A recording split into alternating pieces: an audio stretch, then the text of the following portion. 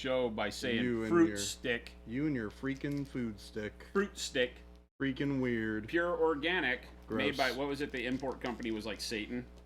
It was like the import company. Hey everyone. Get away with something tasty. How are you all doing Pure today? Organic. Hi Paint Liquor. Hi Distributed by Wad Insurgent Brands. Hi Broken Chef. This is Satan. This is like the second coming of the first coming of. How many times has Satan been here? Many. Okay, so this is like the minieth time of Satan coming back, and he's distributing strawberry banana fruit sticks. And I gotta say, fruit sticks. I like the fruit sticks. Oh, are we live? No. Hi, gang. We're not live at all. Is this thing on? Hi Tim. RT Manning Painting Studio. What's up? What's going on, nerds? See, Mo loves us. So He in says Sean's right dad. there, love yo faces. What's up? Well, he loves our faces. Kyer, hello. That's a Mo, little hello. weird. T-Schmidt, That could be hello. like a Texas Chainsaw Massacre reference, right? Love yo faces. Like it's actually not, he hates our guts, but he wants our faces. It could be. It very well could be. Sounds dangerous. I hate that. I hate that. You hate what? He hates our guts but loves our faces. You hate that? No, it's good. It's just... I kind of love that actually. I hate your gut, but I love your face. I hate your guts, but I Right, love your T. faces. Schmidt? It's like Leatherface. It's like skin masks. Like that's why Mo yesterday said he uses the paint even though he hates me. Now he outed himself. The whole love your faces thing. Somebody call 911. I think we have reasonable evidence that they should be checking out Mo's house. He says, "Uh-oh, he's on to me." After all these years, Mo, the truth hurts so bad. Zoe and Sean's dad, thank you so much. It hurts me so bad. He runs a facial exchange program. It's fine. Oh, now it's like Face Off, that horrible movie with Nicolas Cage and Scientology guy. We all had a lot of fun making that video, and I'm really happy that it's out in the wilds. Yeah, it's doing pretty good right now. Did you like Baby J crawling around on the floor? It was pretty funny, I'm not gonna lie. Amazing movie. You mean amazing? Oh, what did I say? What did I happen to say? That horrible movie? Sorry. Don't listen to anything I say about entertainment. I've discovered over the last few years that the older I get, the less any entertainment is made for me. I'm just not catered to by anybody other than AARP. Have you signed up yet? No, but I just love when I'm saying what could be, what might be misconstrued by some as just dumb crap. It isn't. It's obviously everything that flows from my mouth is superior intellect, always. But it's that. What's going on? I'm killing Jason with a look. I love it. He just says some stupid shit sometimes. Excuse me. He says some stupid stuff sometimes, and I just look at him. I'm like, really? It's good to be the that king. one. It's good to be the king. Broken Chef says he may be old, but amazingly self-aware. I'll remind him to keep on sending you those letters so you can get signed up. AARP. Yeah. I keep my address changing to random like PO boxes all the time, so I never have to deal with all that. I'll find some random one on the side of the road and I'll just hand it to you. So you know what one of the funny things is I really was hoping that when we moved into our new house that we could finally stop receiving Uline catalogs. Oh my gosh. So the history of Monument Hobbies dates way back, obviously, to Slow Fuse Gaming when we ran it out of our house. And we were using Uline for shipping products and stuff like that. And so Uline shipped to our house. We would get it every day. They would deliver like pallets to our house sometimes, and we're like, "What am I supposed to do with this? Do I look like a guy with a forklift?" You know? Yeah. Which I probably do. Now that I think about it. But the we did not have said forklift. But anyway, so we get the Uline. Uline kills more trees. Yeah. They send catalogs out whether you want that catalog or not, and there's nowhere on the site that I can find that says don't send me the damn catalog. Right? They're still stuck in the Stone Ages. Like they're run by some 80-plus-year-old dude who still thinks that the way to everybody to get them to buy more is to send them a freaking catalog, right? Or they're in the future because you can't get away He from probably still looks people up in the phone book, too. Sorry, Uline, but we know it's true.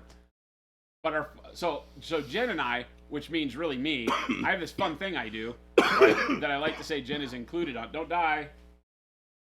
The the Uline catalog comes, and if I see it before she does, like if I'm the one that pulls it out of the mailbox, I will sneak it someplace. Amongst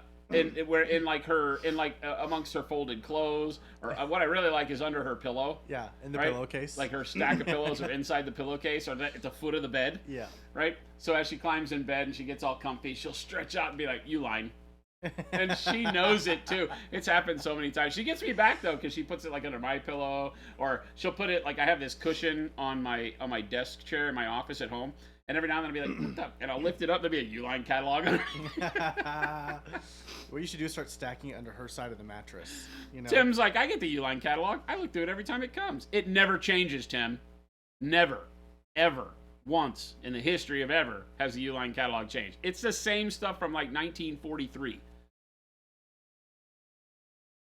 OnePlus saves, I base coded nearly 1,500 points in Necrons yesterday. Holy mackerel. Should I go one more step to light Jade or keep it for edge highlights? That's always a question for you, right? What do you want to do? I like the idea of light Jade for highlights, but it depends on how bright you want the armor to be, right? Because dark Jade into Jade is still pretty dark. So bright Jade could give you some nice spot highlights. If you're doing it with airbrush, you can thin it so that the highlights aren't really abrupt, and then still use bright Jade as the edge highlight too. Or should you go into painting hibernation for another 6 months? No.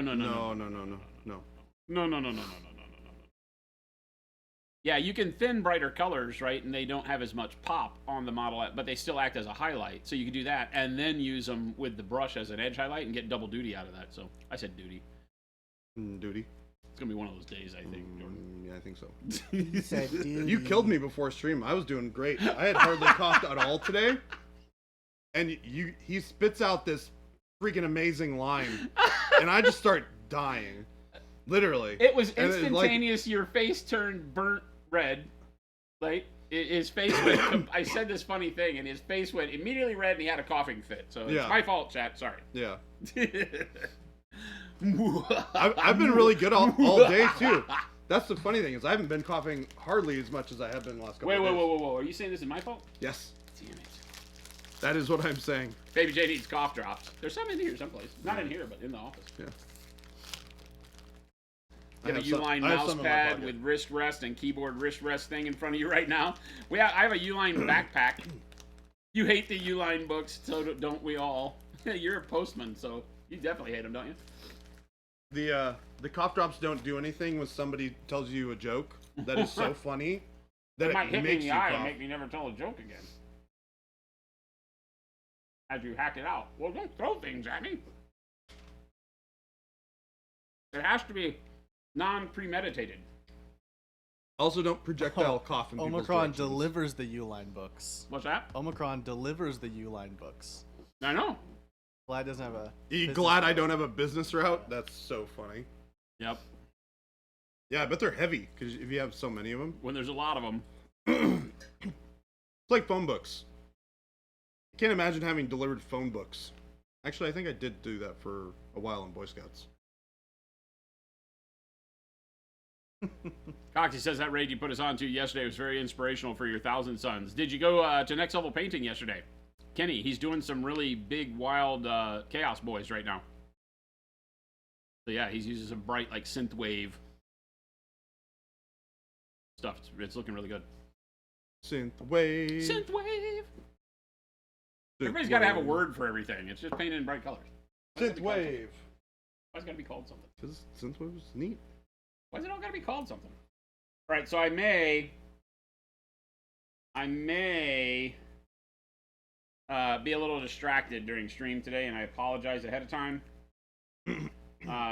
Only because Cora, our dog, is at the vet, and so I am providing moral support to Jen as she deals with that. So hopefully I don't get anything that I have to run out for to run to the vet. I'm kind of sad for my dog. My doggo. I'm sad for your doggo. Yeah, right. I've never met your doggo, and I love your doggo. Something happened yesterday to her. Yeah, thank you guys. Something happened yesterday, and we think it probably happened while we were at work. Something, maybe she was running around the house, or maybe she, you know, she gets crazy rambunctious. And so we think maybe she twisted something or pulled a groin or something like that, right? I don't know if they have groin muscles, but they probably do. You know, her front. It's funny. Her front half is very active. She wants to do everything she normally does, but her back half doesn't want to work right, and it's not hip style back half. Weird. It's like some sort of, like when I have lower back pain, that kind of, you know, like once you get up and walking, you can walk fine. Yeah. But it's whenever you transition from one state to another that you hate your life. That sounds like a pulled muscle. Yeah. Or a something. That's what we're hoping. Yeah. Because she's eating fine, pooping fine, peeing fine, everything's fine. It's just that she can't jump up on the couch. If has a hard she time had, getting into bed. Slipped a disc or something like that, she would just be in pain constantly. Yeah, and she wasn't like being mobile does not help. She was in pain. Like I lifted her head up once while she was laying on, and she did a little crying, but hopefully she's okay. Also, generally, like, she has the ability to move her back, right? Oh, she's fine. Like then she's probably the way Jen formed it was perfect. She goes, if she wasn't a dog, I'd think she was lying. That's like funny. if it was a person acting this way, we'd be like, get over it, you're faking. Yeah. Right. But it's a dog. So we hope it's something muscular and not like internal. Yeah. Is the big thing. I would imagine it's probably something muscular. That's our hope. Appreciate the good wishes. We will all cross our fingers and hope she's doing fine. I think pulled a hammy. Yeah, something. Like she gets crazy, so she could have like slipped a disc. She could have popped her back weird. You know, none of that's fun. And you know, if any of you have a dog and you have the relationship with your dog where it's a family member, you know what I'm talking about. And that dog is in a bad way.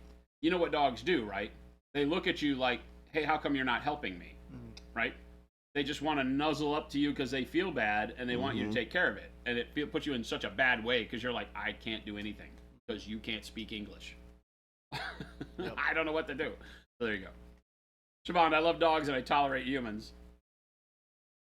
Yeah, my two? Yeah. So my grandmother and I co-own some dachshunds, although they are currently living with her. And two of the previous ones that we've had have slipped discs and broken their back, which they're prone to. Dachshunds are, because they're long and squat. Oh, okay. So if they run upstairs too fast, they can slip a disc in their back. Oh, wow. Okay. So because their spine is so long, right, and low to the ground, their center of gravity is kind of weird. Short shocks. Correct. More stress. Correct. Exactly. Yeah, look at you. I know cars. So I know dachshunds. Works the same. Too. Yeah, works the same. Especially when they're heavier too. Is even worse. What are you laughing at? What you just said. Huh? I know cars, and apparently I know dachshunds now too. I know dachshunds too. So the nice thing is, learn something every day, Gabe. Every day. Both dogs we've had it happen to have had a full recovery. They've had surgery and had full recovery. Oh, okay. So it's not, especially nowadays, it's not the end of the world. I've seen some videos on the YouTubes and such of dog chiropractors. Have you seen these videos? I have. They are amazing. They're so funny. They're amazing. These dogs are all like, don't know what's going on, and the guy's like doing the thing, and then like pop, and the dog's like, yeah, their eyes just go, huh? Huh? It looks at him like, I love you more than anything in the world. It's the best video. What did you just do to me? They are literally the best video. If you've not done this, Google this and watch these because they are freaking amazing.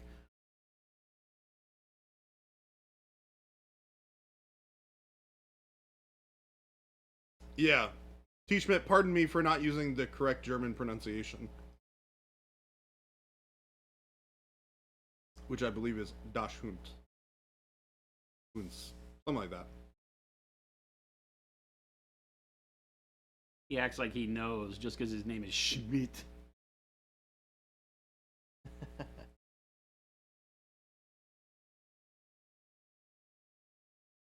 I took 2 years of German and I paid attention 50% of the time. And it was back in high school, so I remember approximately 10% of what I learned. Better than me. Yeah. doing better than me. Datsuns are old cars, exactly. Yeah. Which is funny you mentioned that because I saw a Datsun truck the other day. I thought that was pretty funny. Not something you see much of. A lot of people don't even know what Datsun is. But as a kid, that's what it was. That was the pre-Nissan, right? Datsun turned into Nissan? Are you dancing? Mm-hmm. There is no dancing. You don't dance here. That's Can I just sing not then? what we do. La-di-da-di-da-da-da. This guy, Chad, this guy. And now he's singing. Wait a He minute. didn't say no singing. No, Technically, you're scatting. that's a standing rule. I don't have to say it every day. I think you have to say it every day. It resets. Yeah, it resets every morning. Yeah, once it hits midnight, it resets. Every time I say good morning to you in the morning, it resets. So good morning. Too much power for one man to have, Chet. Well, no. You can't just say good morning in the afternoon and have it reset, because now I have to say no singing or dancing again. Good morning.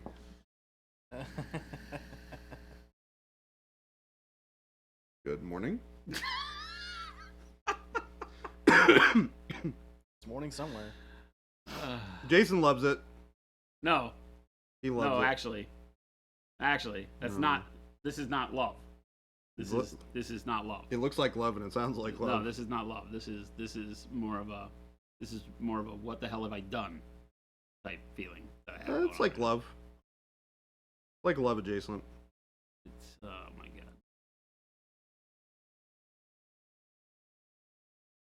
Yeah, how about each time you say good morning during that day, you have to say it in a different language for it to count, Guten Morgen. right?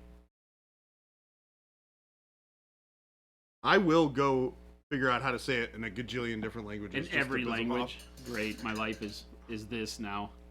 Fantastic. I will do it. Nobody doubts you. Nobody doubts Jason's just hoping to God that I decide not to. Arctic Mini. Looks like love, sounds like love, smells like butt. you. I was like, what? Butt. Oh.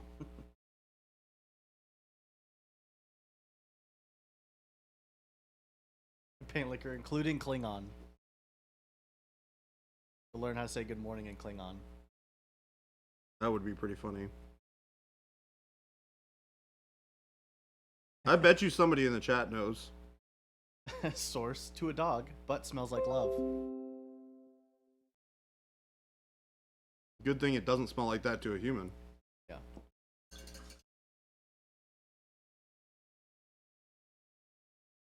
Not sure it would be my favorite thing. Yvonne's your dog had a greasy lunch is now in a food coma. What'd you make your dog today?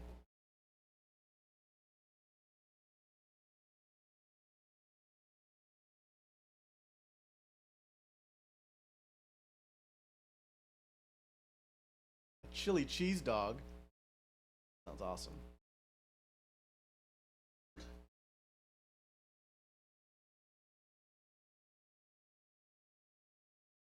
I had Hot Pockets. Not as good as a chili cheese dog. Did you turn the airbrush on? To a dog, butt smells like love. What'd you say? Did you turn the airbrush? I turned it on, Oh, okay. just in case you guys needed it. Okay. I was like, wait a second. The other day I definitely turned You it weirded on. me out because I thought you turned it on. And now I you didn't turn it on. Like, Should I have? Yeah. Should I have not said anything? That'd be funny. It was freaking me out. I was like, in my head, I was just like, wait a second. Okay, hold on. I did not use an airbrush yesterday, which means I would have had no reason to turn it on. And the day before, I remembered to turn it back off because No, you and heard I it when it talked turned about on it. today. I just thought you did it. What was that guy? Yeah.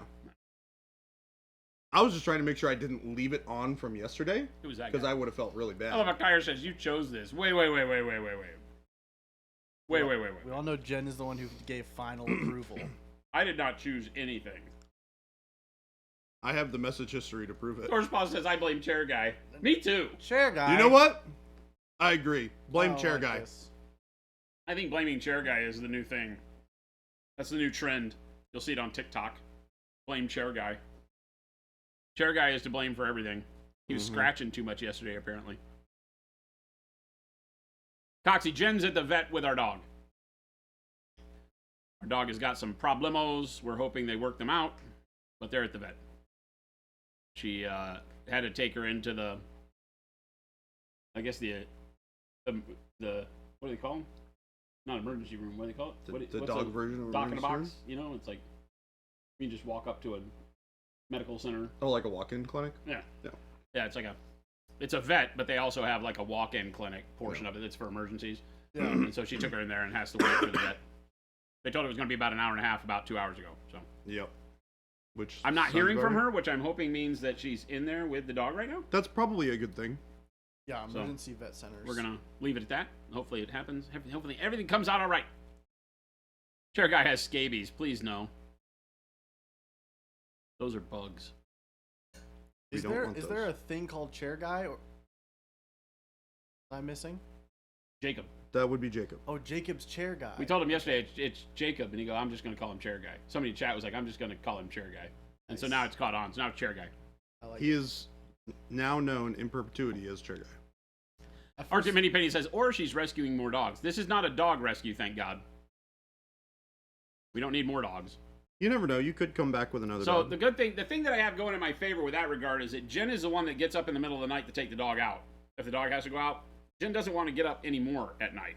So I don't think we're getting more dogs. It does happen every now and then because she still subscribes to that account on Instagram and they post all their cute dogs every day saying, hey, come get me, last chance. So we do see a lot of that. That's how I got my dog. That's how I got my dog? That's yeah, funny. my wife is like, look at this.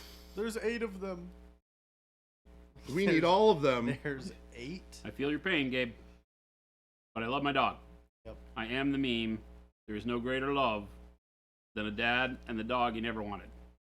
Hmm. And said you weren't going to get. But loves regardless. And one of my favorite things in the world, that dog. Arctic Mini said that's how we got Jordan.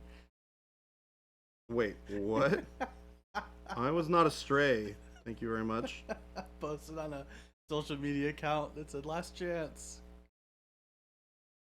Jeez. He's been mistreated by other companies. I had. That is true. Looking for a home.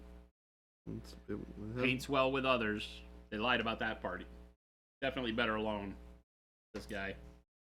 Wow. That hurts my feelings. Sings and dances when he's not supposed to. I was not a stray, says the guy who was a stray.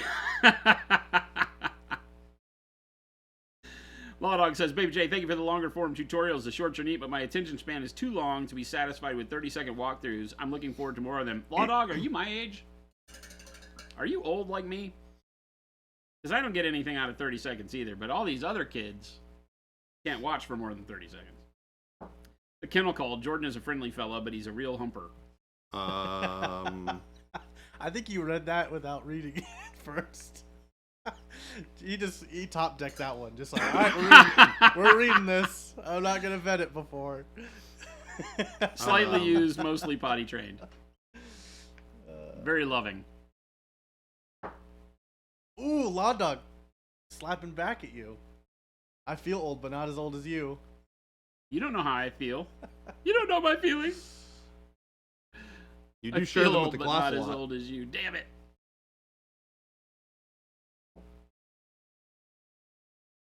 You got your dog because you were walking through a shopping center to Best Buy. There was a sidewalk rescue event going on. He jumped out of one of those enclosure things and right into your arms. Oh, sure he did. He just got out. He goes, I'm splitting this pop stand. This guy looks like the right one. That's awesome.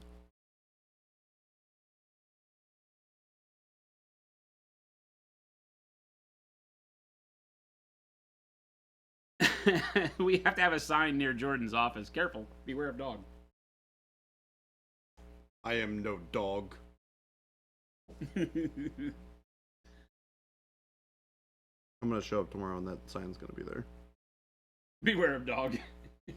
I like that. Don't even think about it, Gabe. They're cheap. I'm a real boy. I could come in. I could have it ordered tonight. Amazon. Same day delivery. Gabe has nothing else to do over there except watch chat and order beware of dog signs. Mm-hmm. This is our life now, Jordan. At least for today. Shot collar are all the rage right now. Yeah, it is. It is our day. Shot collar. Hey, Jordan. Yeah. Yes. No singing, no dancing. We could set up a Guten Morgen. Good morning. He's just gonna say good morning in every language on the planet, and I'm just gonna hit the shock collar button the whole time.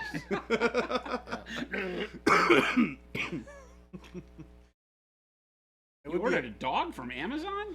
That would actually be kind of a funny video idea. Put one of your friends in a shock collar with those invisible fence lines, you know? But make the fence lines in places he doesn't know. So then you're just like doing stuff, and yeah, walks into a room and it's like, ah. You were late for the meeting, zap. I love it. On your first day at work at Monument Hobbies, we give you the employee handbook and your shock collar. I don't think anybody in this office can be trusted with that kind of power. No. There's no way. Abso-freaking-lutely not. There's just no way. There's no way. So there's a unicorn, a dog, and Jason's a what? I'm a snail, remember? I'm a bomb snail. The whole slow fuse gaming thing. Been paying attention in class? I'm a bomb snail. One of our viewers made this for me out of clay. I always forget the name. Sculpey? Fimo? I don't remember. Probably.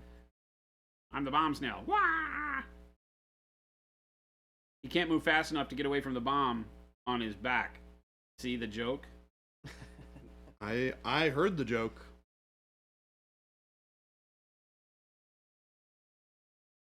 It sits here on my... It has been... That is something that was given to me by a member of the community who is no longer a member of the community. I don't think she paints or has anything to do with the community anymore. Her ex-husband got her into the community. And then she made that for me in, good God, 2016. Oh my gosh. And the only thing that's happened to it is that the fuse, the wick, broke off the bomb at one point in time, and I had to glue it back on. I don't remember where it broke. I can't even see the line. I did. Oh yeah, I did.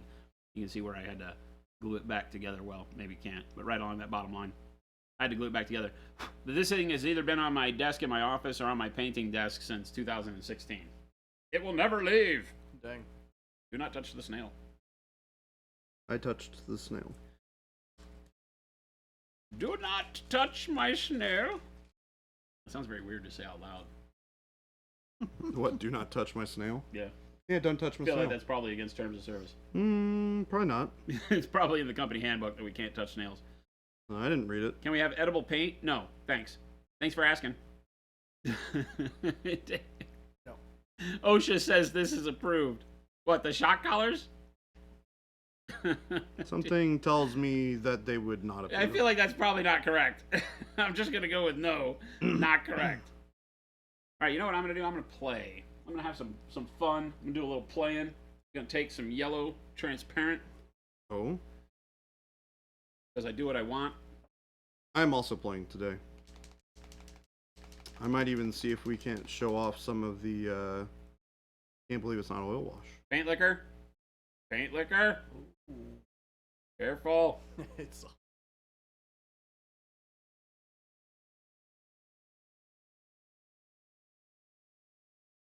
Don't eat paint. Under the paint. Omicron got some new brushes today. Fantastic. Brushes are starting to land across the globe.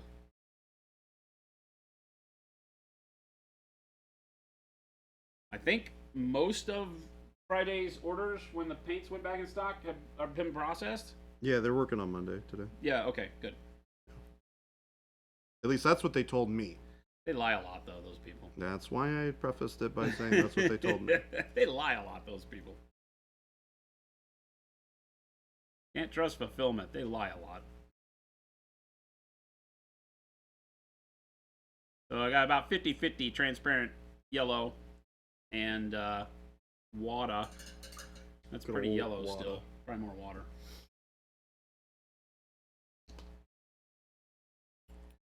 Transparents are very pigment rich, so don't be afraid to just douse them. What would be the difference between adding water to the transparent yellow versus glaze and wash medium? This is just going to be a very, very slick, runny filter, right? Hmm. The glaze wash medium would make it more controllable because it's thicker, keeps it at a paint consistency. Gotcha. That's not what I'm looking for. I just want a very thin filter. I'm not going to be doing any kind of technique that's going to require it to stick in one place. I'm just going to put it all over a surface. So a lot of times when doing that, water's fine. You could definitely use the glazed wash medium. There's no reason not to. It's just a wasted portion for what I'm doing. Right. More aggressive with the water. Don't be afraid. Yeah, why use the material if you can get an equally good result with something that doesn't cost money? Exactly. Yeah. You know, as you get more comfortable with glazing and filtering, you tend to, find yourself using the right tools at the right time, right? Like anything.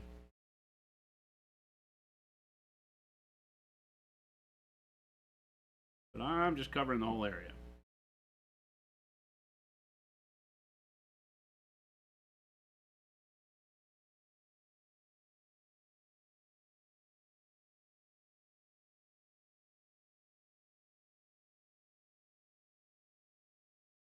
This is going to create my yellows where I haven't used any yellow on the gold stuff. Going right over the Payne's gray that I just did, all of that.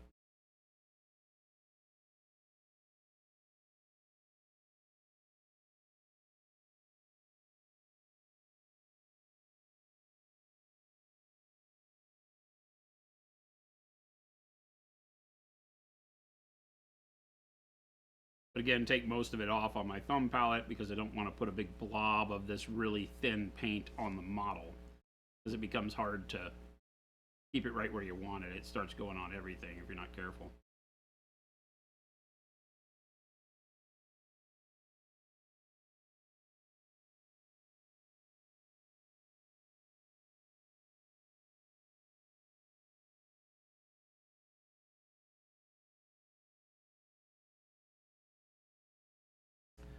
And because I didn't want it to become pure yellow, that's why I thinned the crap out of it, so that it is yellow enough. All of my colors get much warmer real quick, but not in a way that turns it yellow completely. Omicron said tried OSL last night for the first time. It was not a success. Not a success. Womp womp. Right. If at first you don't succeed, try again.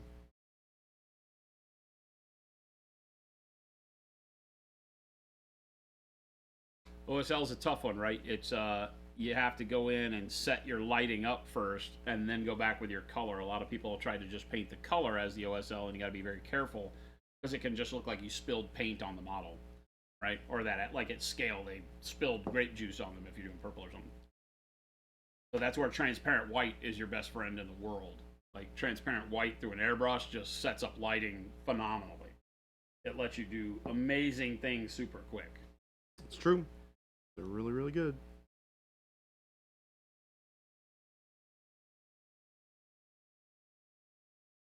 Somehow Jordan uses his finger as a blending brush. Yes. Yep. Finger smudging. Finger smudging.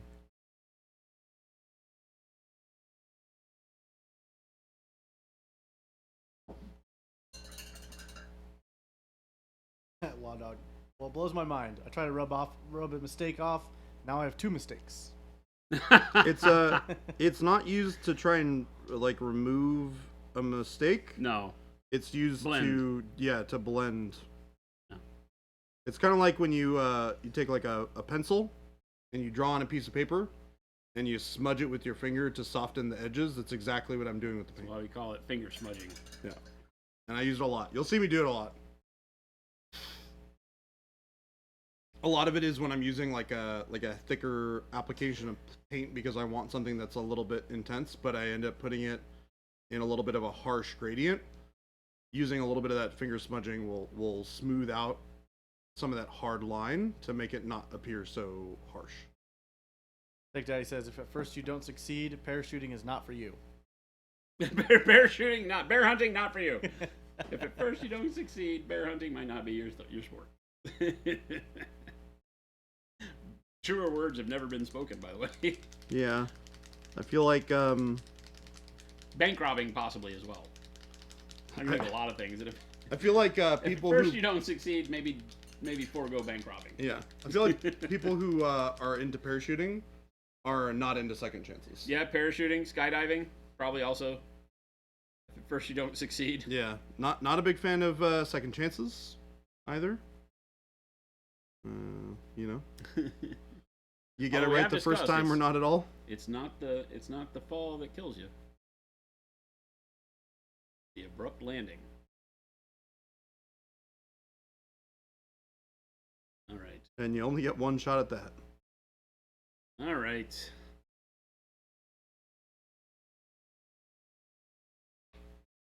Brown wash. We have a question: how long should you shake a paint bottle? Until your face turns blue. I'm just kidding, don't do that. Hold your Wait a breath, minute. and when your That face sounds is like very blue, bad you're advice, good. actually. It really just depends. I mean, you know, like anything, you mix until you get it the way you want it. That's kind of a how long is a piece of string answer, because even the same bottle of paint may need to be shaken differently every time you pick it up. How long does it take for it to settle? Things like that. So there's no proper answer there. I do, you know, like 1, 2, 3, 4, 5, and it's shaken perfectly every time. I don't usually have to do any more than that.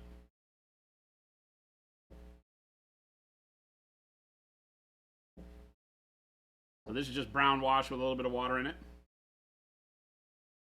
I don't think it's worth buying a vortex mixer.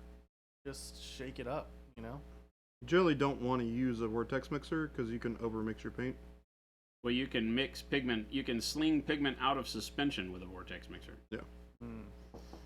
They are not meant for suspensions. They're made for solutions. And there is a difference in how you mix, right? You stir suspensions, right? You want to agitate them, stir them up. When you're mixing like that, a vortex mixer is not it's not a great way. I hear a lot of people like, the longer I leave it on, the worse it gets. I was like, yeah. Because if you think about what a vortex is, right? A spinning vortex creates all of the weight, pushes towards the outside. It gets drawn to the middle and then shot out to the edges. That's how tornadoes work. That's why they throw crap everywhere. They don't suck it up into heaven. Tornadoes are vortexes. They hit, they pull things in, and then throw them for miles away. So if you spin pigment, it pulls all the pigment from the bottom of the bottle, which is the part you want, but then it starts spreading it out because it's the heaviest stuff in the vortex. So it starts throwing it out to the sides of the bottle, which causes it to go to the bottom again. So it never really is a truly great way to mix. Now, for small bottles like what we're talking about, it works okay if you just rattle it around a little bit. But literally just pick it up. I know some people can't. They have, nerve damage in their hands and things like that that causes them to, have to fight a little bit with their dexterity, and rattling a bottle hurts. So definitely do what you need to do. But the vortex mixer is not something that I would ever purchase for shaking paints.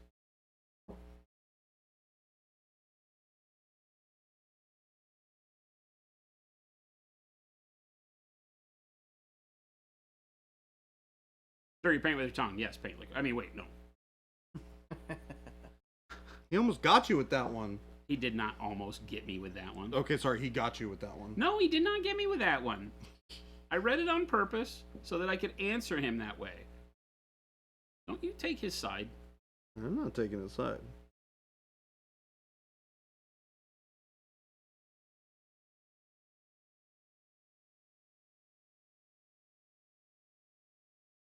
Brown the whoosh.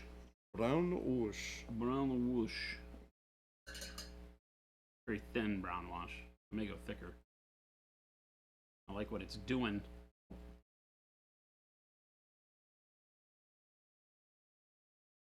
Do we have any sponge? Not like makeup sponge, but like I only have sponge? makeup sponges. You need a sponge to soak something up?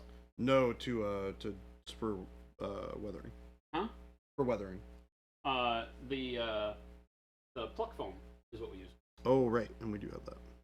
And there should be pluck foam sticks around here or something. I Pluck don't know where. foam. Yeah, I think there's probably There's some. tons over of it though. Yeah. I think I actually have some on my desk. Yeah, you just pull the pluck foam and pull a piece and it works great. What you're saying is we need a Monument Hobbies perfect paint shaker.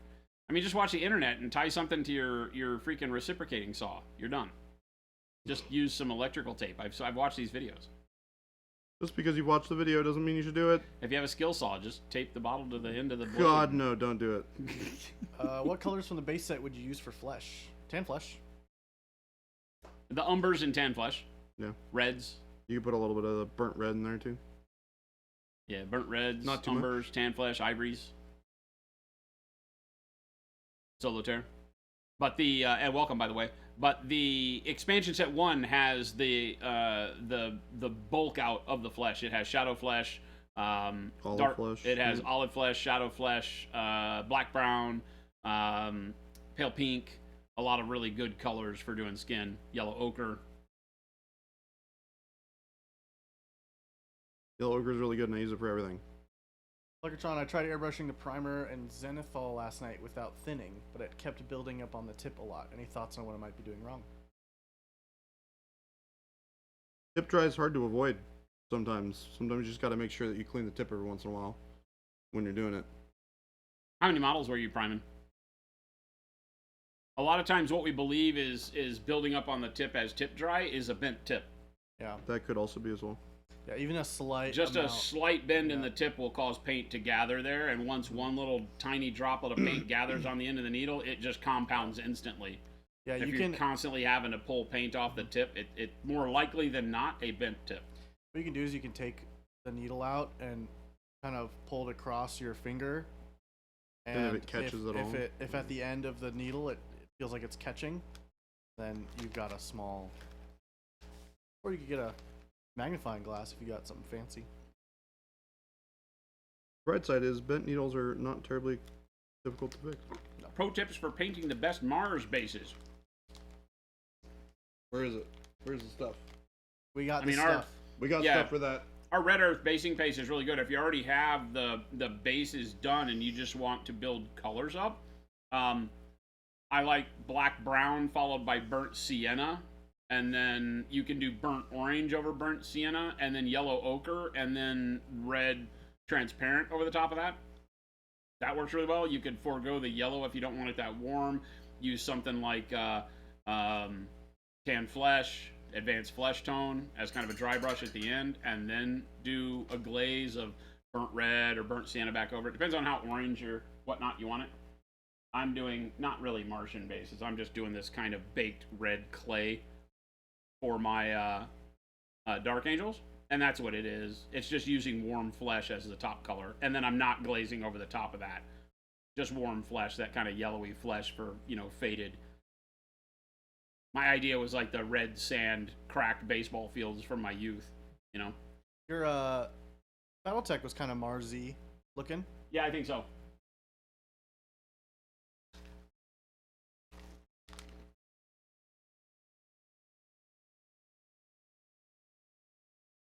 You snacking on over there?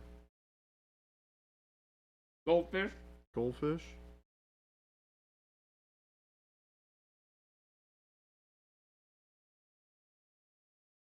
Got a message from Jen. Give me a minute. Solo, don't forget you can buy singles too. You don't have to buy the full set. So if you wanted to pick up a couple flesh tones to add, fill in the empty spaces you're needing. Advanced flesh tone's really good too. Yeah, eventually flesh warm tone flesh really I use a lot. Yeah, and I build your own bundle pricing too. It's really good. Lots of different options we have for flesh tones in the range. Do you have a dry brush prime tutorial? How do you mean? Yeah, I was about to say. Like priming by dry brushing? Dry brush prime doesn't make sense to me together. So help me understand what you're meaning.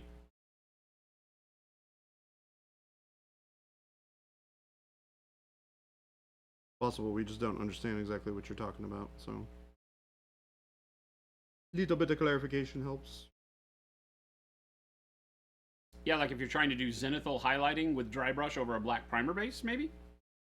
Just let us know. Did you run out of cheese? I don't like Cheez-Its as much as Goldfish. Goldfish are awesome. I ran out of Cheez-Its. Cheez-Its are too salty for me. My problem with Cheez-Its is sometimes they're really cheesy and sometimes they are very Thor's Paw, you're not paying any attention, and Thor's Paws is teaching you good morning in lots of different languages. Oh! He probably is lying to you, but just so you'll say it live on television, but that's okay. I've heard a lot of people talk about dry brushing over black. Like, is that what slap chop is considered? The dry brush over black. Ohio is a very informal way of saying that. Uh-oh. Weeb Jordan to the rescue. Just saying. If you're gonna teach someone how to do it. So using primer and dry brushing over black. Okay, wait. I've heard a lot of people talking about dry brushing over black primer. Oh, I think they're talking about what people are popularly referring to as slap chop. I'm put my fingers in my ears. Yeah. I know. Yeah, so it's zenithal highlighting, but it's meant to be done in a way that you can do it without an airbrush because traditional zenithal, that's what this is, right? Where we have a model that was primed black, and then from the top down we took transparent white or white primer or whatever white you like, right? And you spray that from the top down from your light source. And so it creates instant shadows on your model like this, right? That's all this is black and then white sprayed downward. We use the airbrush for it. You can do the same thing with a dry brush. What you have to do is simply take your dry brush, whatever kind you're using. You can use a domed dry brush like our DD series or a flat dry brush, doesn't really matter. And you want to kind of picture where the sun, for lack of a better term, let's say where the sun would be in this photograph. Because what models are is they're a slice of time, they're a photograph, right, of a moment in time of this model, this creature, this fantasy being's life. And so where was the sun at the time you're painting? And so if it's like up here at 10 o'clock, generally we like to do 10 o'clock or 2 o'clock are the best and give the most contrast. You don't ever want to do it straight down, right? So if you choose like 10 o'clock, then you take your brush and you say, okay, the sun's over here, so all my light is coming from this way. So it's going to hit the parts of the model that face that way, towards the sun, right? So you take it, you load it with white paint or bright color, and then you just simply drag your brush across the model, making sure to never paint the model backwards the other way. You always want the brush to hit from the direction of the sun, right? So you do a stroke of paint, then you lift, go back to the sun, come back and do another stroke of paint. Lift, go back to the sun, and do. And always make sure every brush stroke originates from where your sun would be. So when we're doing the axe, same thing. You're always just basically taking the brush and painting across the model the same way, right? That sets up the highlights the same way you see here. Then when you turn it around onto the back, what do you have to do? You have to reverse your brush direction. You can't, your hand is, this is the most difficult part, believe it or not. Your hand is used to going left to right now because that's what you did on the front and it looked good, but that's the wrong light direction. Your sun's over here, remember? It's here. So when you turn it around, you got to change your brush direction and go right to left in this case. Start at your sun, go across the model, do the same thing like this. Okay? How much paint do you leave on the brush? I can show you real quick. Let's get a model. Do I have a primed black model? I got space. Do you want to go to single for this? Huh? You want to go to single?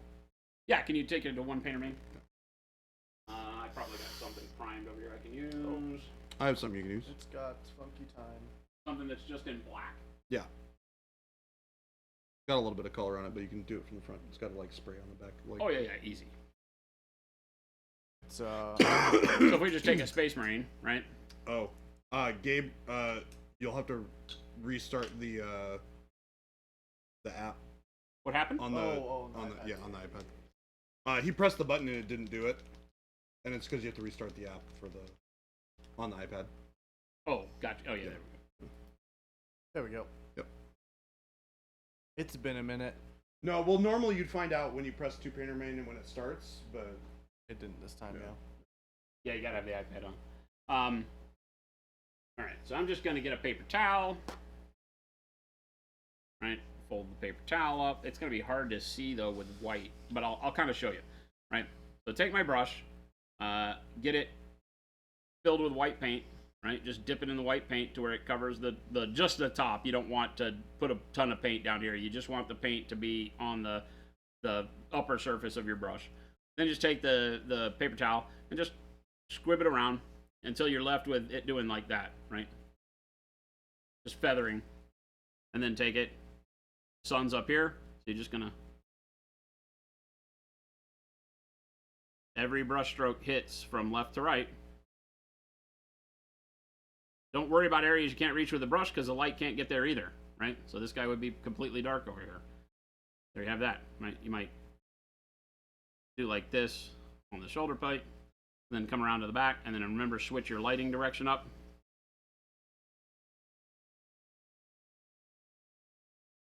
Make sure you get the top.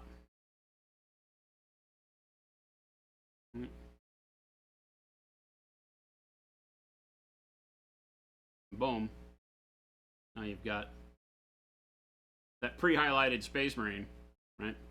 And depending on how drastic you want your shadows to be, once the brush is almost out of paint, you can kind of come back here and very lightly, without much brush pressure, just catch the edges of everything in the dark side here too, so that nothing is left without, you know, some amount of detailing happening, right?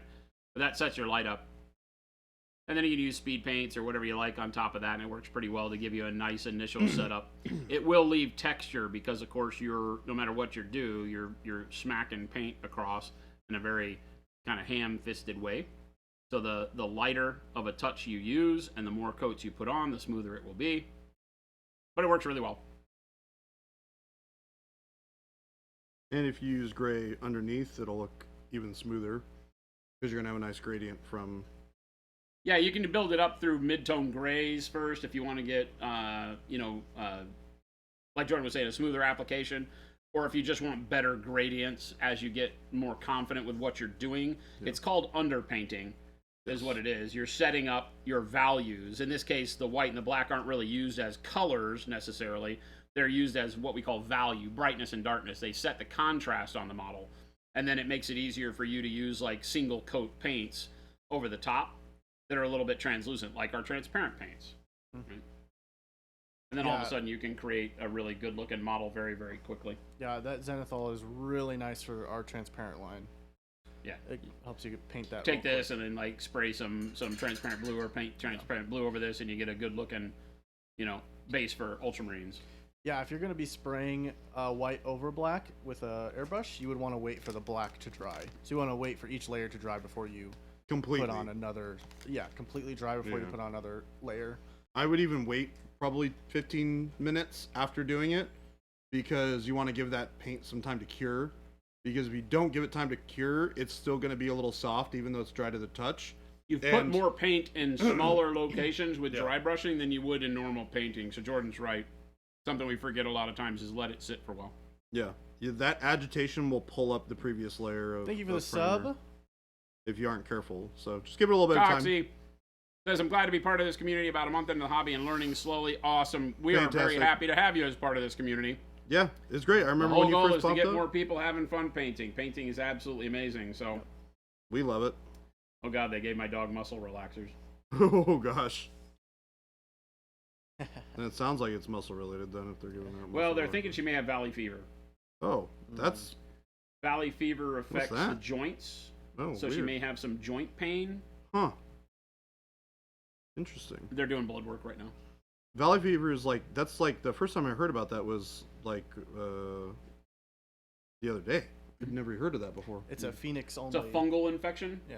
Mm-hmm. It's a fungus that grows in the dry desert soil. Mm-hmm. So whenever you get to this time of the year where there's a lot of wind and blowing it up in the haboobs, it puts all that fungal into the air and moves it to the top of the soil again from down underneath. And dogs, of course, sniffing around with their nose all the time. They're very susceptible to it, dogs and cats. Interesting. So it's a fungal infection. They give you an antifungal if you have it. And the antifungal can be pretty bad too, though. So we don't really want to do that if we don't have to. Yeah. Any chance you guys might have a dealer in southern Alberta? Gabe, can you do the exclamation point FLGS? Our exclamation point friendly local gaming store. Click the store locator, type in your zip code, and it'll show you all of the dealers. You can zoom in and out and see dealers close to you. While there may not be one in southern Alberta near you, there are dealers in Canada that would happily give you mail order and online, where you don't have to go over the border.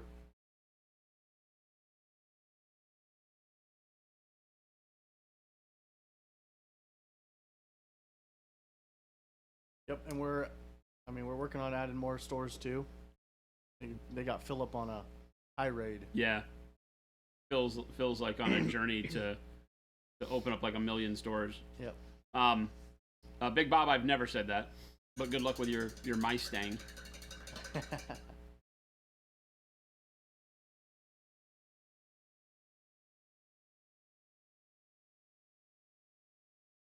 And basalt, yeah, but you can order online from people in Canada as well, right? And that's the whole benefit there is even if you don't have somebody that you can drive to, it'd be a lot less than crossing the border customs wise for sure.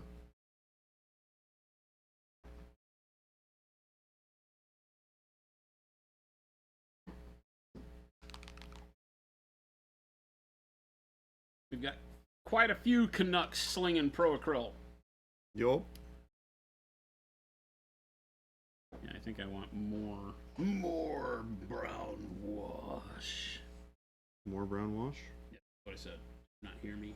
More brown wash? Do I need to come over there? I won't come over. But I just meant to be kind of a threatening thing. Buongiorno. Right, what? No singing, no dancing. You have to start adding no good mornings to that too. If he's going to do this in every language that I don't know, I'm just going to have to start leading all of my conversations with Jordan with no singing, no dancing. Oh. My No life singing, is no complete. dancing. My world now, chat. Thanks. Jeez.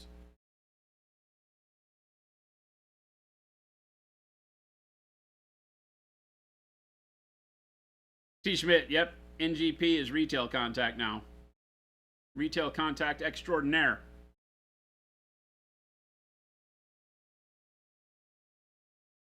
Great Monument Hobbies, what do you want to do? You can make it happen. Gabe was hired to take out the trash. Now look at him. Still taking out the trash. Still taking out the trash. Passion in life. Whenever Jacob comes around on Wednesdays, he's the real trash man. True. I sing him a little song. Yeah, go ahead. Give us a little performance there, Gabe. Okay, there's no singing. You already said it. He was talking to me. No singing, no dancing. You'll That hear stands it, for you'll you too, hear it Gabe. today because it's Wednesday. He comes by with his trash bag. He does do that on Wednesday afternoons. Is that today? Yeah. Today, trash Today is day. Wednesday. It's Wednesday. Wednesday. It feels both like a Monday and a Friday. Very odd. Feels like fun. I am very much enjoying my Wednesday. I am glad.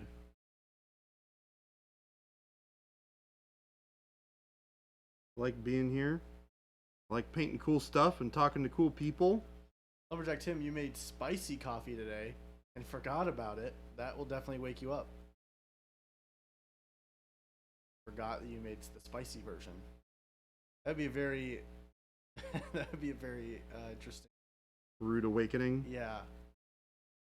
You ever done that though, where you like go for like, you like go to grab like your drink, You do a to thing, bite yeah. something, and you're expecting it to be a different thing.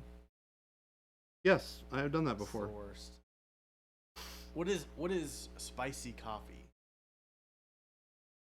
Coffee with spice. I'm just jumping out on a limb here. Gabe. Yeah, probably. I'm But just like, jumping out on a limb. I've never heard. I'm of spicy I'm taking coffee. a wild guess. It's here, probably Gabe. very similar to like Mexican hot chocolate. Cayenne pepper. Yeah. It's like Cheetos, but the hot version. Yes, indeed. It is that. I don't know how to say that spice, but sounds spicy. Capsaicin? That's how you Spice- say it now. Yeah. I've never heard of that. I mean, that's the thing that just makes things spicy.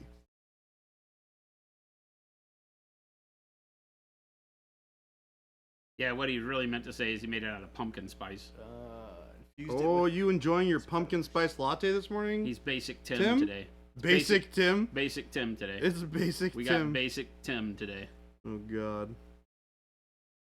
Whatever shall we do with basic Tim? Would you guys eat spicy peppers on stream? Nope. It sounds like if you want to please Tim, you just send him a Uline catalog. Great.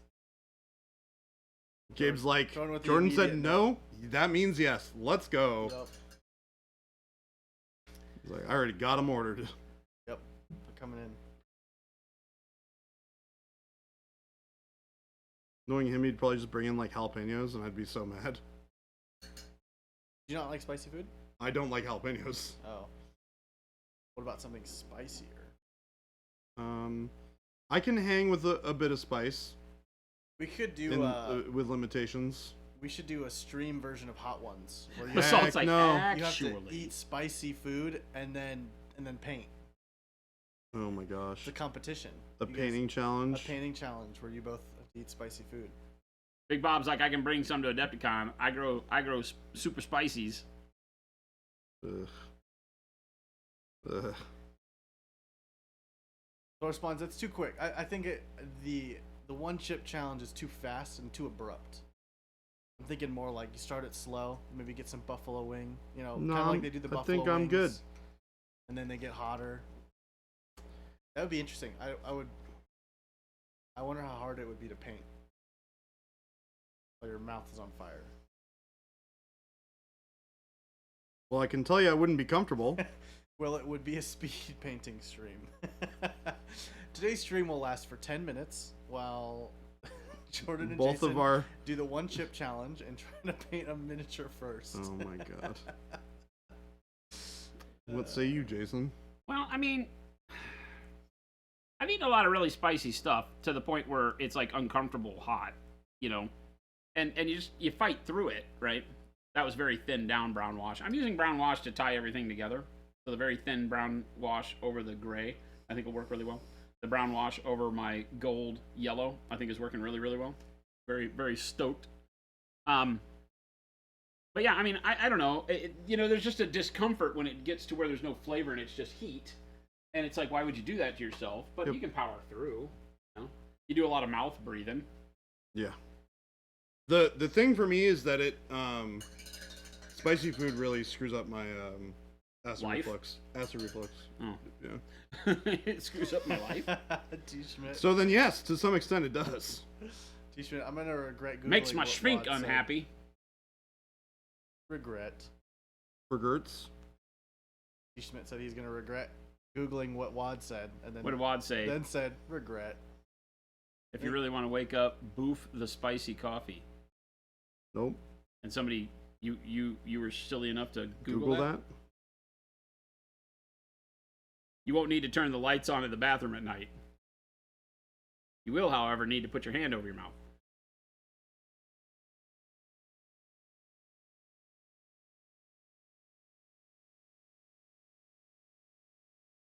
A lot of spice, Big Bob.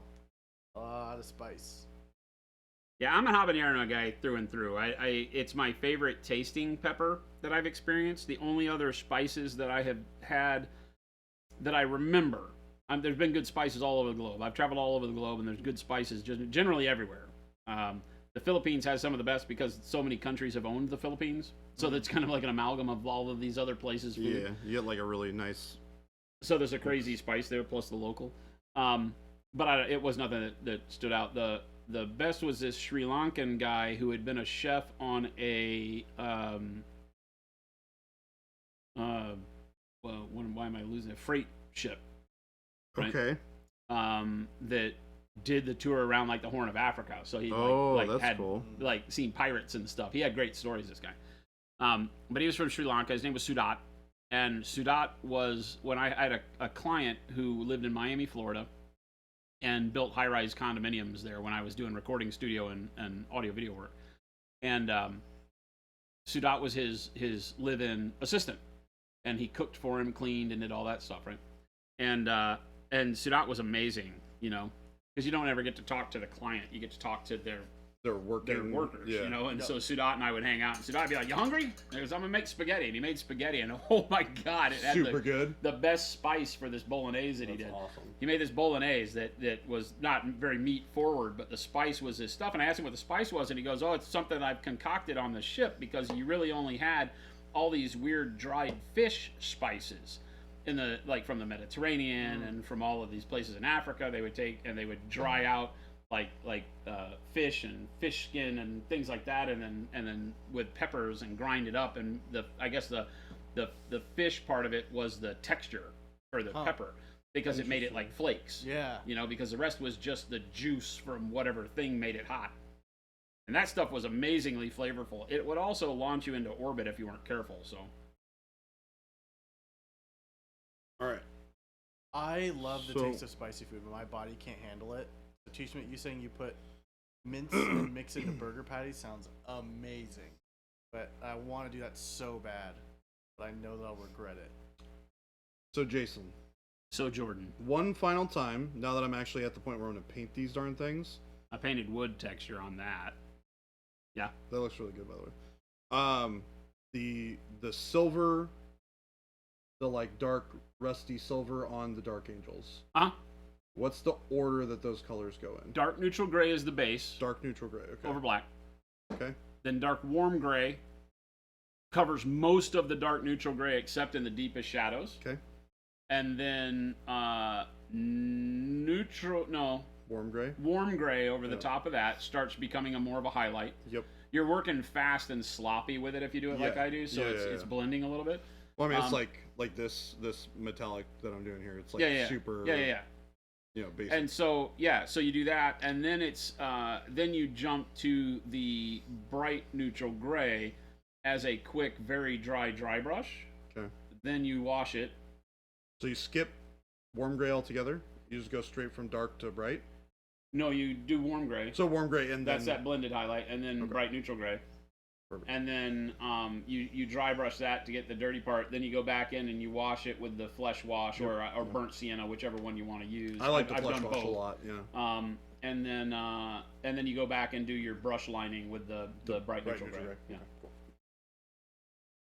I'm gonna take a photo of this, so I don't forget this time.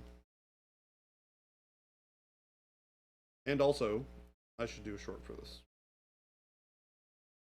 It's really easy to do. Yeah, it's really easy to do and it works really well. Yeah. It's very nice. It looks super good. And it still reads really nice when you do the not oil wash too, because all that bright comes out, right?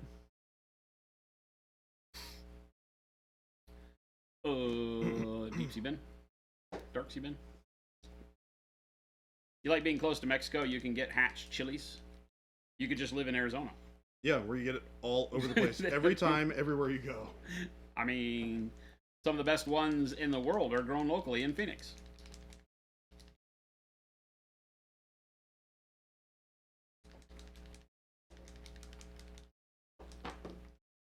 Although I've been told that it's like it has to come from that specific area to actually have the name. It's like the tequila thing. Oh, yeah, it has to be from... Yeah. It has to be the...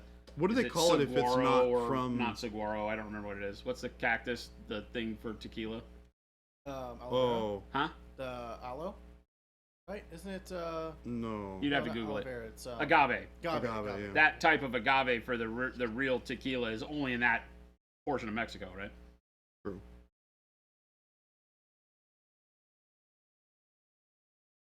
I don't believe that stuff. I go by taste. I don't care what the original was. They call it garbage if it's not agave. Garbage. All right, what do I want? I think I want khaki. I think we want some khaki. Some finally khaki. With the dark sea bin. If I like it, I drinks it. I'm kind of like that. I don't drink alcohol much anymore because Jen stopped drinking. So my show of solidarity that I don't drink much. What do they call it if it's not from that particular region? Garbage is what they said. Oh, okay. like champagne. Garbage. Yeah. Insert champagne scene from Wayne's World here. Yeah. You made a roast hatch pepper hot sauce a while back. Basalt Dark Sea Bin inspired naming. It's the only paint that we had to cave on. I'm salty about it to this day. It's true. Salty.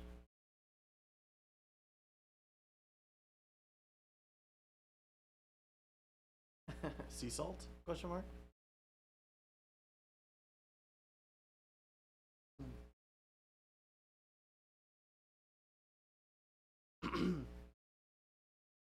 Well, mezcal is just a different way that they prepare the agave. They smoke it. So it's smoky. Was that what mezcal is? I believe that's the truth, yes. Yeah. Mezcal is the same stuff, just cooked differently. I love mezcal. It's so good.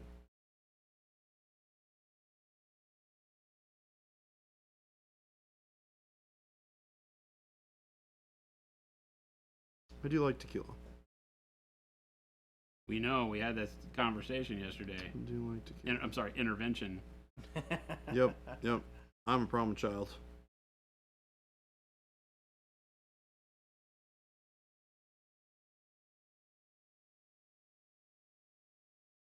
Although you did say that you would pay $100 to see me drunk. I did say this.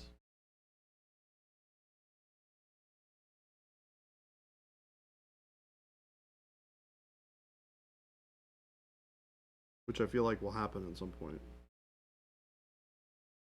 Try to stay away from those events.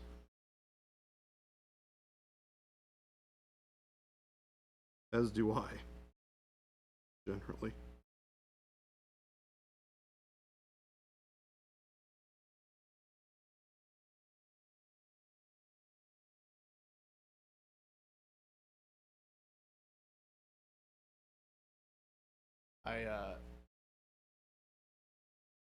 At my previous job, I was in charge of planning all of our parties, and they gave me that responsibility right before our Christmas party a couple years ago.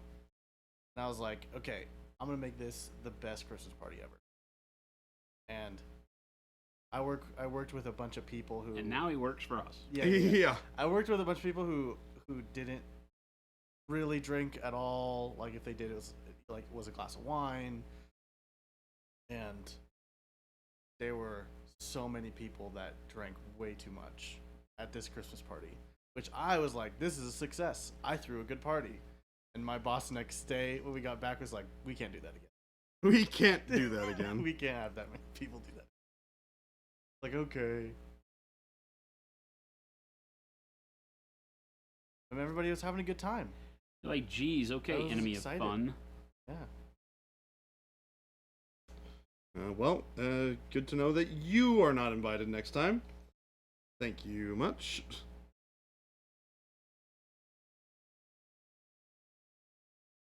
Enemy of fun.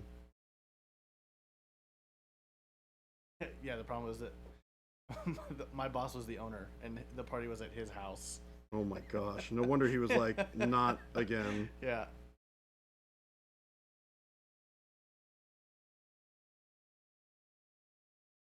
He's just like, how about we just not do this at my house ever again? Yeah, there was a party once at a company that I worked with in California. And the owner had a nice house in Riverside and had some party there. I don't remember what it was for. And same thing. It got a little wild. I got a stern talking to from HR. Jesus. After that party. Did he no longer have a nice house in Riverside? Oh no. It was still nice.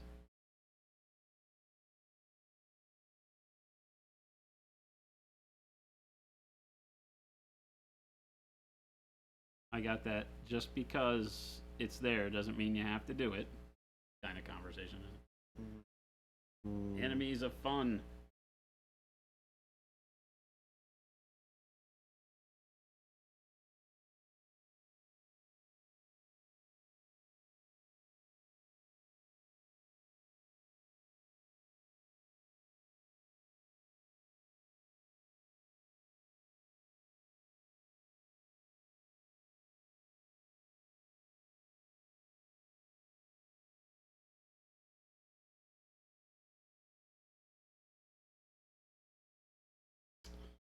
Painting all the stuff.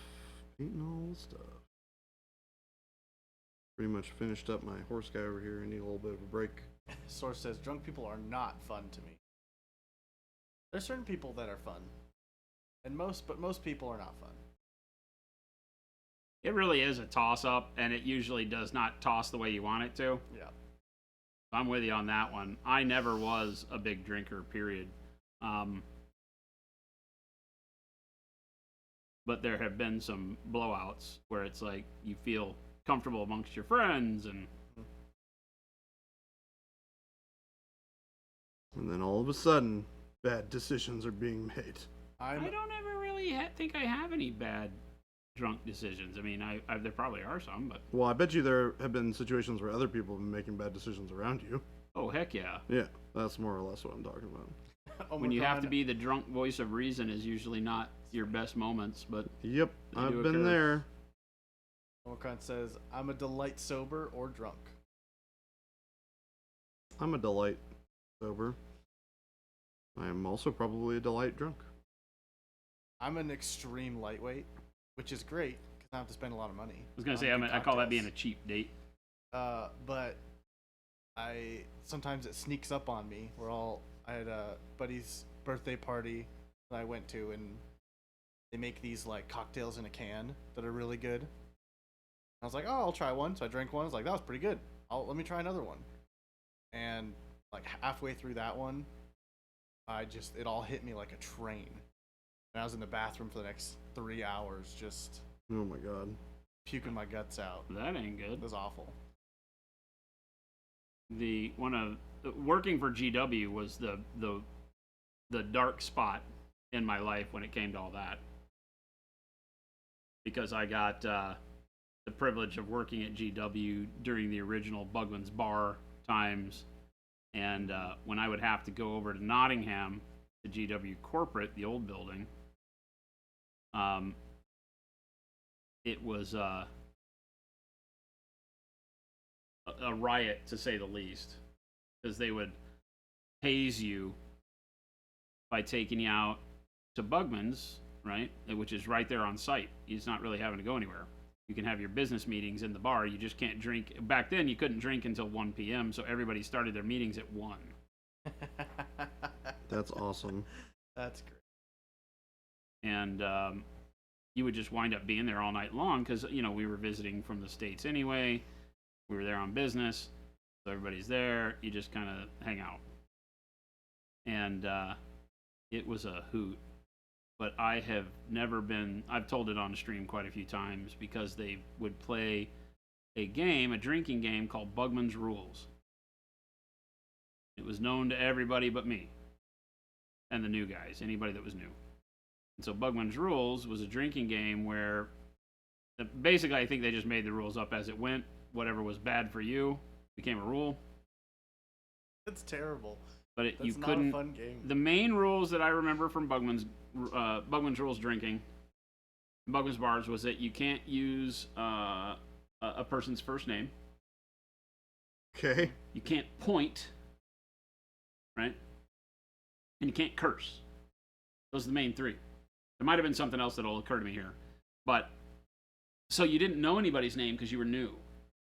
Yeah. So you just had to say you and That guy.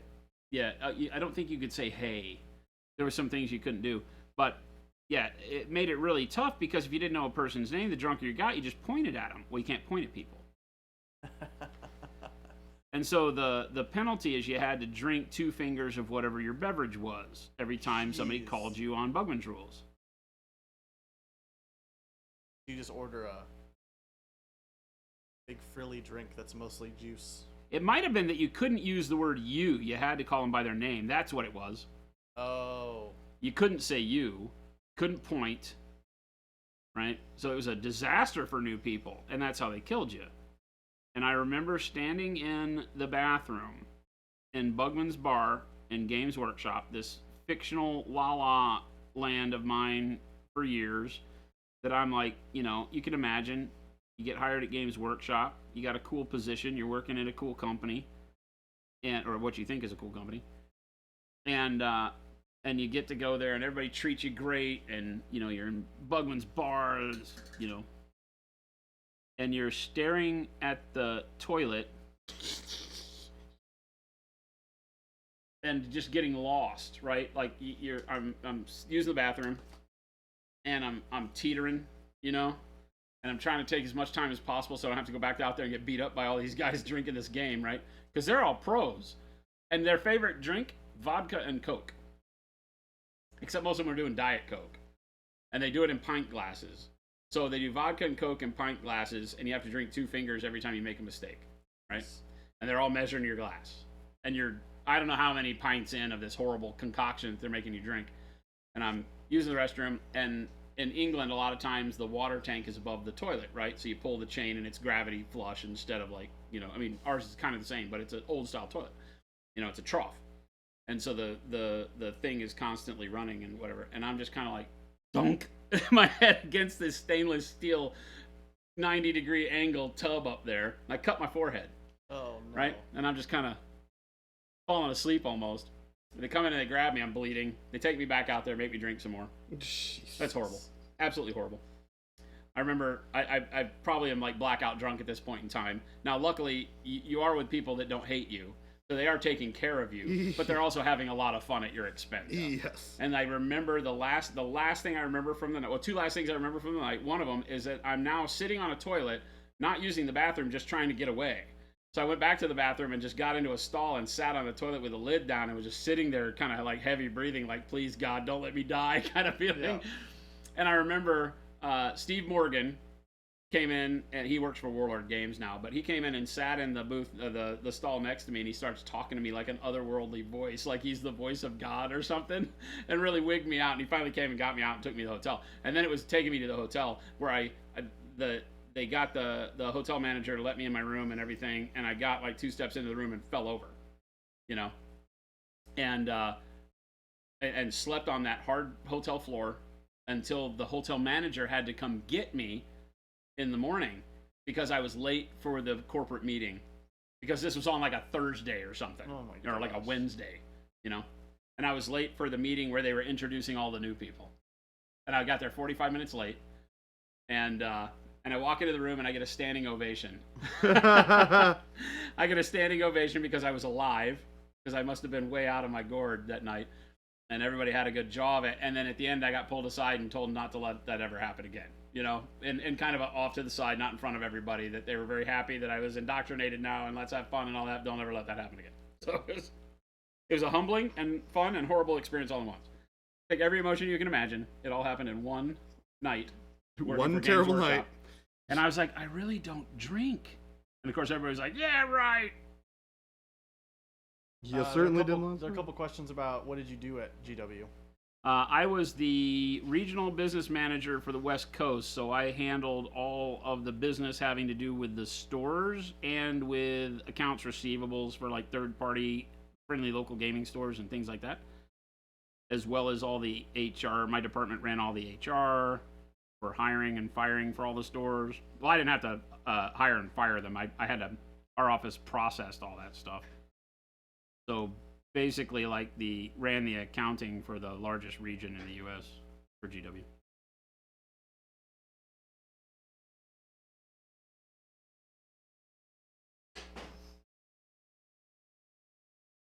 What was that? He's got to run to the restroom. Oh. Gabe has to potty. All the talk of pottying made Gabe need to potty.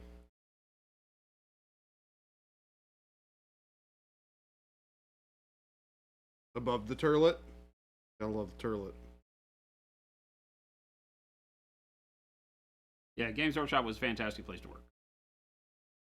When I was there, at least. Was it as fantastic as here?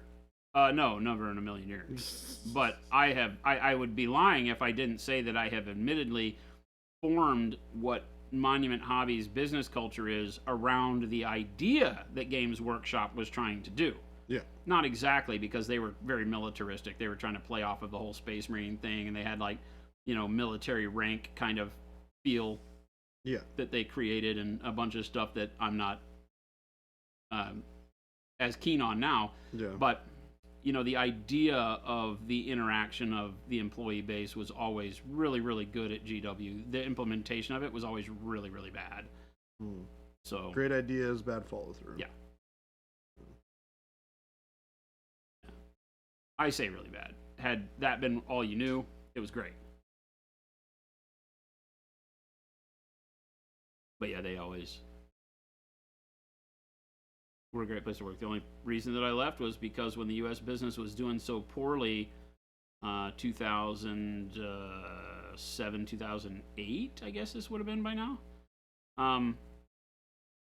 they were withdrawing all of the department heads back to Glen Burnie, Maryland, to the corporate office. Well, they weren't. They were letting a bunch of people go, and then keeping a few of the department heads, but they needed everybody to come back to Glen Burnie in Maryland, which is where corporate for US was, because they didn't want to have the regional offices anymore.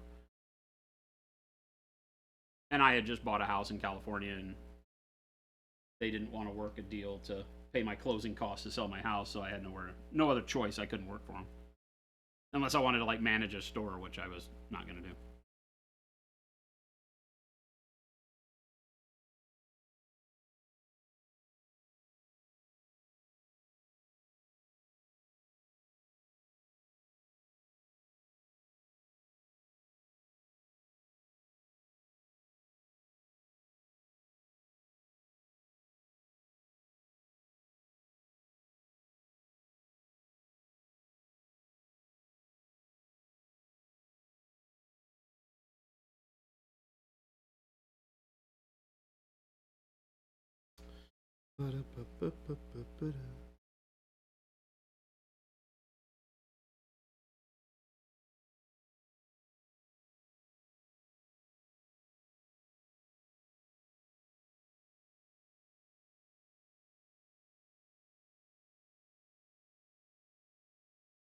This is just, again, khaki and dark sea bin to give my first layer mid-tone working up for the metal. You can already start to see some of the contrast in the darker areas forming.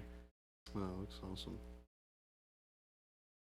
You do, when doing non-metallic metal, you want to do your smoother transitions, the more blending in your shadows, which is not generally how we think of painting. Again, non-metallic metal is typically kind of standing everything you know about painting on its head.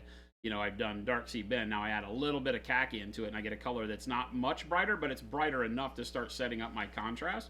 And I'll get this dark steel going, and then I'll go probably one more layer with adding a little bit more khaki, and then we'll make a jump to a very bright color. We won't blend anymore. So the first 2 or 3 colors you're doing are where you're doing all of your blending, and those colors are very similar.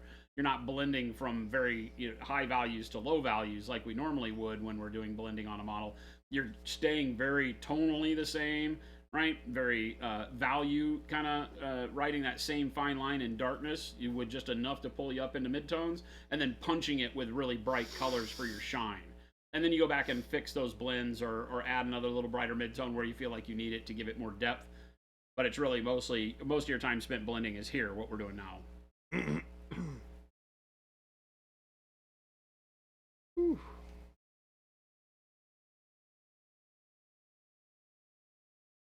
Man, it was downright cold when I left my apartment this morning. Yeah. It was so overcast. I left my apartment and could not feel a temperature change going outside, which was very weird. I think that's the first time that's ever happened to me in Arizona yet. It was crazy. Louise, who is Rogue Hobbies now, ex painter, Forge World operative and stuff for GW, is great. Love her stuff, and she's right. I mean, that's been my experience, right? GW was great except for a handful of people, but people was never really the problem in terms of like relationship wise. At least for me, there are people that you don't get along with at work, but that's not what work is for, right? You'd like to be able to get along with everybody at work, but as long as you can work and get the job done, it's not as necessary, right? You just have to be able to get along for business during that day. And I never really saw much problem at GW in that realm. A few people, like I guess she was saying. But yeah, I was a big fan. I did not have a lot of issues at GW other than the company wanted to be viewed in a way that it couldn't always live up to in performance, especially with the employees. Now, as consumers, we all know this too, because, it can't live up to the hype of the game with its rules all the time. Not that they don't try. That's always going to be the problem. But from an internal business perspective, they had a very neat look at their community and how they built their training and, all of that. But they didn't have like a compensation package that worked for people. They didn't have a good management and learning program that would continue to let people grow and thrive once they had just gone through their initial stuff. If you were hired to be a a red shirt or a black shirt back in the day. Either just a store employee or a store manager. There weren't just a ton of programs that would help you along your growth path there, and yet they wished that there were. Does that make sense? Hyped it like there were. Never really. There was a middle management breakdown at GW, I think was the problem. Probably the best way to explain it. There were the programs in place. There was nobody to help facilitate those programs for the actual employees that needed them.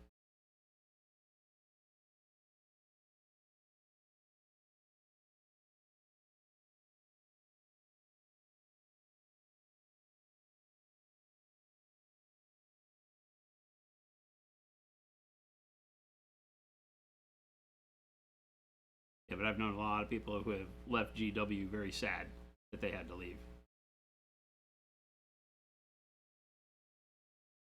Guy I really liked, he and I are still acquaintances on LinkedIn and other places like that. Stuart Theobald was outside sales manager for the UK. I think he dealt mostly in Europe, and he is like sales manager for Igloo coolers in the UK now. He hasn't been part of GW for a long time, and he hated leaving.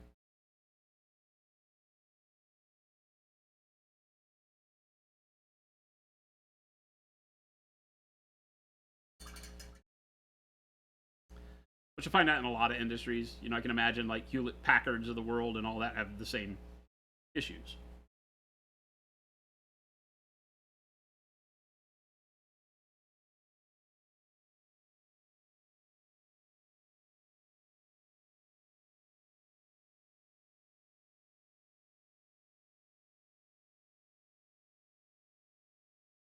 Welcome back, Gabe. Thank you. Everything come out okay? I didn't fall in, so I say that's a win.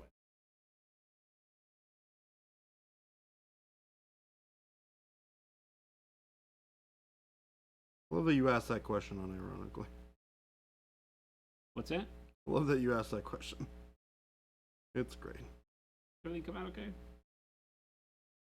Just trying to make sure my peoples are regular.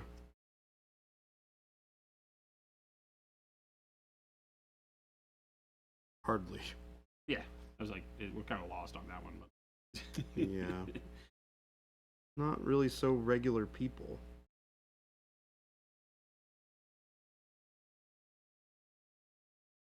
Schmidt says, fun fact, the one of the question mark, probably one out of however many they have, Igloo Cooler Factory is 5 minutes down the road from me. Oh, nice. That's cool.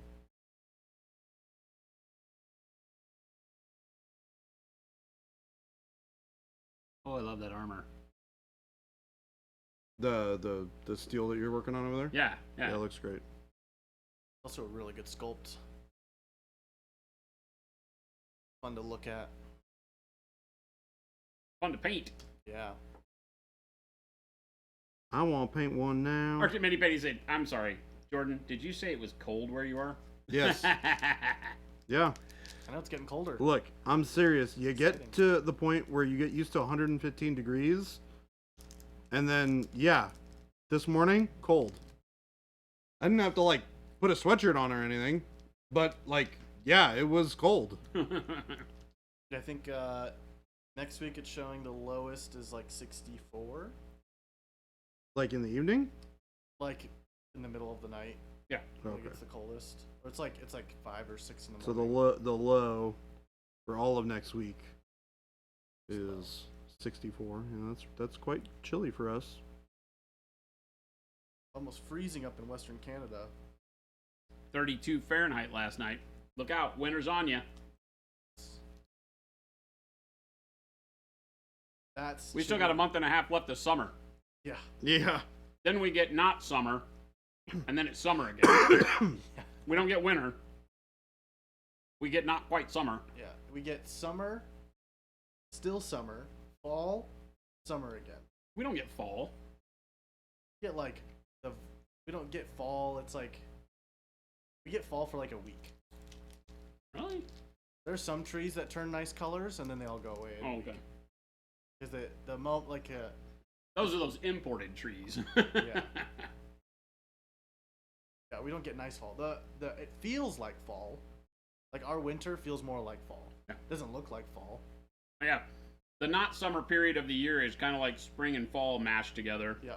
It's the most beautiful time for damn near anywhere I've been in the U.S. Yeah. It's amazing here. Like, that's why Phoenix still exists, is because for 6 months out of the year, everybody on this side of the planet wants to be here. Yep. Yeah. It's that good. It doesn't look pretty, but it feels. It looks like a nuclear bomb went off and we're left in the burnout aftermath. But if you just want to enjoy every day outside, you come here. We have mountains, rivers, you can fish, you can hike, you can do everything you want to do. You can go to Flagstaff. It really is an amazing place. Has to deal with the summer. Your favorite is the crispy grass in the summer that sliced your feet? What? That's why you don't have grass in Arizona. Heck with all that stuff. It's not going to survive anyways. I think it's a really bad thing that they try to have. There are certain places that make you have grass, like on the golf courses. Your house has to have grass on some of them. I know up north towards Cave Creek they've been changing that to where all the houses can't have grass. They have to have gravel. So right, that's what I was saying, is that now there's a big move in the opposite direction with places that are like, you cannot have grass. You have to have the natural desert landscaping. Well, it's just, and part of it's to save water to put on the golf courses. Yeah. Well, I mean, believe it or not, a lot of it is that grass is an invasive species. Grass is not it's a neat thing to look at. It ain't a great thing for nature. In a lot of places here in the U.S. especially, the grass that you see that everybody has is not a native species, and it chokes out all the native trees. Grass is like a weed. Okay, so I have like a legitimate question about golf here. Okay. So people own property that goes right up to golf courses. Yep. How the heck do these people not just have golf balls flying through their windows 24/7? They do. They have to have insurance for it. Okay, Yeah, you so can buy glass insurance. that literally is a thing that just, if you live on a golf course, this is going to happen to you. Yeah, there's a joke. So I have some family friends that live up in Park City, and there's a really nice golf course that they live on. And there's a house that's being built on one of the holes that looks, when you're teeing off, it's like you're looking at the house. It's a bullseye. It's a bullseye. Yeah. And the entire side of that house are these giant windows. Huge windows. Like, think of like a glass house. That's what the side of this thing looks like. That's kind of what I envisioned. They all make fun of it because it's just gonna get, it just gets hit with golf balls. And you have insurance for like your roof and the glass. Some people put up those nets. Yeah, you can do the nets. But depending on the golf course, you're not allowed to. That's the thing. Visually, the HOA will tell you what you can and can't do. So That's crazy. That's amazing. That's good to know, though. I've always wondered, because I was like, why the heck would I ever want to have a house on a golf course? You wouldn't. Ever. Unless you play golf all the time. Yeah. There's a ton. I mean, this is golf central. Yeah. This in Florida are like the golf meccas for the U.S. I don't think I've ever played golf in my life. I've done chip and putt 9-hole. if you go I with suck the at right it, mentality and with the right people, it can be fun. Do some scramble to where everybody hits best ball. I don't like things that I'm horrible at. That makes sense. And I'm horrible at golf. Fair enough. Which is hard because all the people I grew up playing hockey with are fantastic at golf, and somehow that gene missed me. Golf is weird.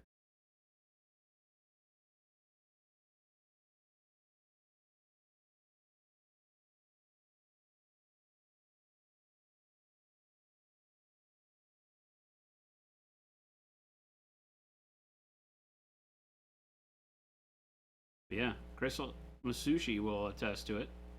That's his whole business. Yep. It's true. Yep. Shooting golf all year round. Commercials, training videos. It's so funny. They always talk about how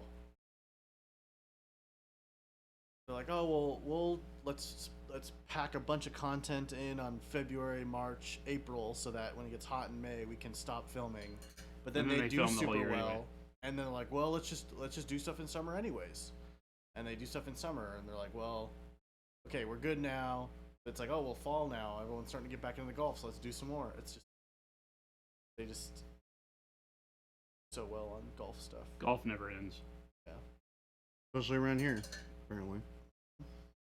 Well, yeah, I'm always surprised when in the middle of the dead middle of summer and you're driving around and there's people out on the golf course. I mean, the tee times are as cheap as they'll ever be. Yep. So you can get on really good courses. $15 a person. For like 10% of what it would normally cost you to get on that course. It's way more than 10%. It's like 90. Some of those courses during the winter are like $150, $200 a player. No, that's what I said. It's like 10% of what you would normally pay. Not off it, yeah. Because it's almost like free. Yep. Just to get you there, unless it's one of the country club ones. Yep. Those you have to have like a membership, right? Yeah. And paid. I mean, right around us, there's 2 public and 1 private within walking distance from here. Oh, really? Yeah. There's a lot. Where? There's one right on Osborne. That huh. If you go right down to Osborne and take a left, it's right there. Oh, okay. A lot of times they're surrounded by like greenery. No, like houses. Because it's in like the suburb area, so you'd be driving past a neighborhood, think, oh, it's just a neighborhood, but it's like 2 houses deep, and then it's just a golf course. Yeah, you're seeing the back of the houses that look at the golf course a lot of times. So you won't even. Oh, interesting. Yeah. Wow, that's There's crazy. one right by us at 17th and Thomas. It's Christmas sushi. Hi. $450 at TPC Scottsdale in January. That's crazy. Per person. It's insane. Pure insanity. Nothing about golf that's that good. No. Tons of business deals done on the golf course. There's a couple. I've seen a couple pictures of people playing golf on like. It's right. The course is right next to the ocean. And it's like a super pretty view. I'd be more like, okay, an amount like that would, if you're super into golf, oh yeah, that's your thing, I'd get it. But in the desert, they have like the people that design the courses out here are like some of the world's best for some of these courses. Chris knows more than I do. I would rather spend $450 on Pro Acryl. Hey, that's nice why we keep plug, you around. Gabe, nice plug. Definitely spend your money on Pro Acryl instead of golf. Yep. Has golf ever done for anybody? Made a millionaires playing on TV? What a hassle. Just paint miniatures. Sounds like way more fun anyways. I'm part of this organization of entrepreneurs. Okay. And let me tell you about how they love their golf. I imagine it's quite a bit. A lot. Have you been invited to golf yet? Oh, no. Okay. As a matter of fact, anytime I know I'm talking to people that are big golfers, they're like, what do you like to do for fun? Anything but golf. That's Do you really tell them that? Yeah. Do they laugh? I've led that way into conversations about 6 or 7 times. I bet they laugh. Just in the last 2 weeks. That's so funny. Because everybody's like, what do you like to do in your spare time? I'm like, well, you're not going to understand this, but we run a business that does a bunch of nerd stuff, and we're nerds, so I do exactly what my business is. Constantly. Yeah. And I love it. And I'm sorry that you don't love what you do. Can we make the new norm, the new business deal norm, be a war game? Yeah, you gotta play over a game of... Over a game of Warhammer, over a game of whatever. Great. Sounds like a good business meeting to me. You say good $1 million business deals going down. Gabe's just trying to convince you subliminally to make all of our business meetings games of 40K or Age of Sigmar. He's like, sounds great. All right, Jason, I'm gonna This put idea, this in your brain. That sounds like Gabe too, by the way. Yeah. For those of you that don't know Gabe, that is definitely a Gabeism right there. Yeah. Gabe would be like, so I got this great idea.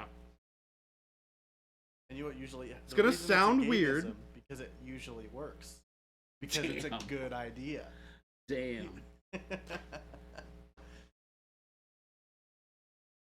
Christmas Sushi says, you want to know what's a lot more fun than playing golf?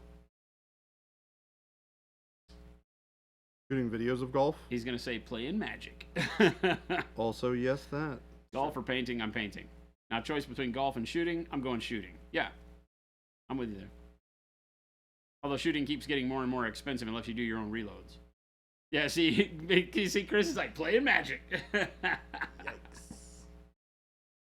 I do kind of want to get into archery around here, though. I haven't done it in a long time, and I really enjoy it. There are quite a few archery ranges. Yeah, I think there's a pretty good scene around here for it. Yep. Archery's fun, says Kyra. Yeah. It's only something that I ever did when prepping for hunting, because in Texas, bow season, of course, comes early, and so you get the first pick, but it's the hardest hunting. And they do it on purpose, right? And I have shot compound bows enough to be able to feel competent at the time. I haven't done it in forever, so I would never even pick one up nowadays. I'd be dangerous. I never really liked it as much, right? I feel like it's a really good target practice thing. It's fun to go out and shoot haystacks, but I'm not into, like, the idea of hunting with a bow.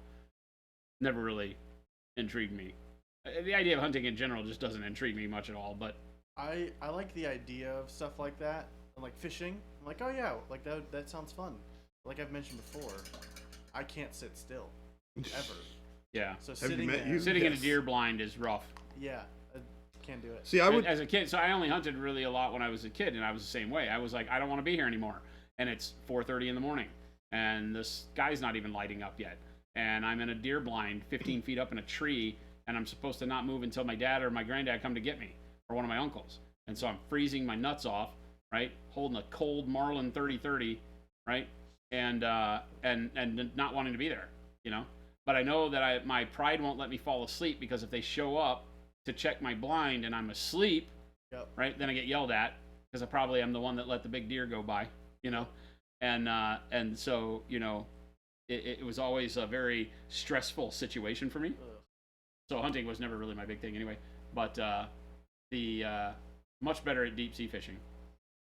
But I sucked at bow. I like, bow was just something where I'm like, you put a deer at 100 yards, there's no way I'm getting anywhere close to a heart shot or anything worthwhile. I'm just gonna be mad and run around with an arrow sticking out of its butt, you know, out of its rear haunches. I'm like, what the hell are you talking about? And that's if I'm lucky. Yeah. You know? I was always more interested in sport shooting than hunting. Well, I like the target of it. I like the target practice of it. yeah. I like what is my precision. grouping like? I like my Yes, my. that's what I like. Yeah. So like I would do Olympic style traditional recurve is what I would be interested in. You aren't dangerous at all times. I mean, what are we talking about? what are we talking about?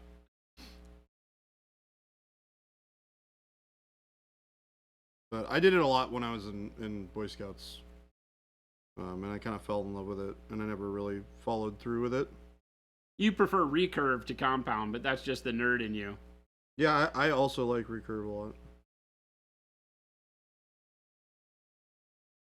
I will buy you a longbow to laugh as I watch you try to pull it. Longbows are cool. They are. That is some heavy draw weight, though.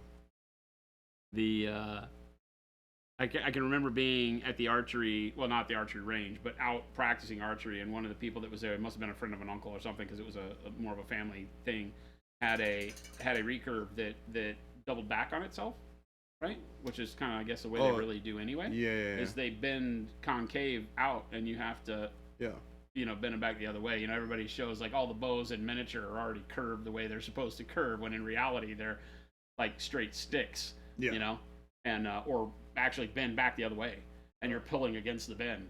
And I watched that guy pull a bow, and when I walked up to it, I couldn't even make the thing move. Yeah.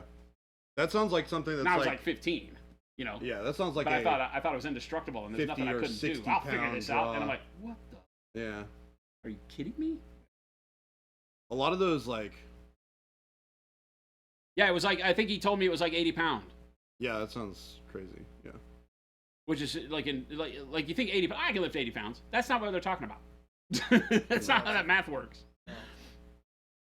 Used to play some frisbee golf. Was a hell of a lot of fun. You know, I had a buddy that really loved frisbee golf, and I never got into it. But I it's just not anything I ever made time for.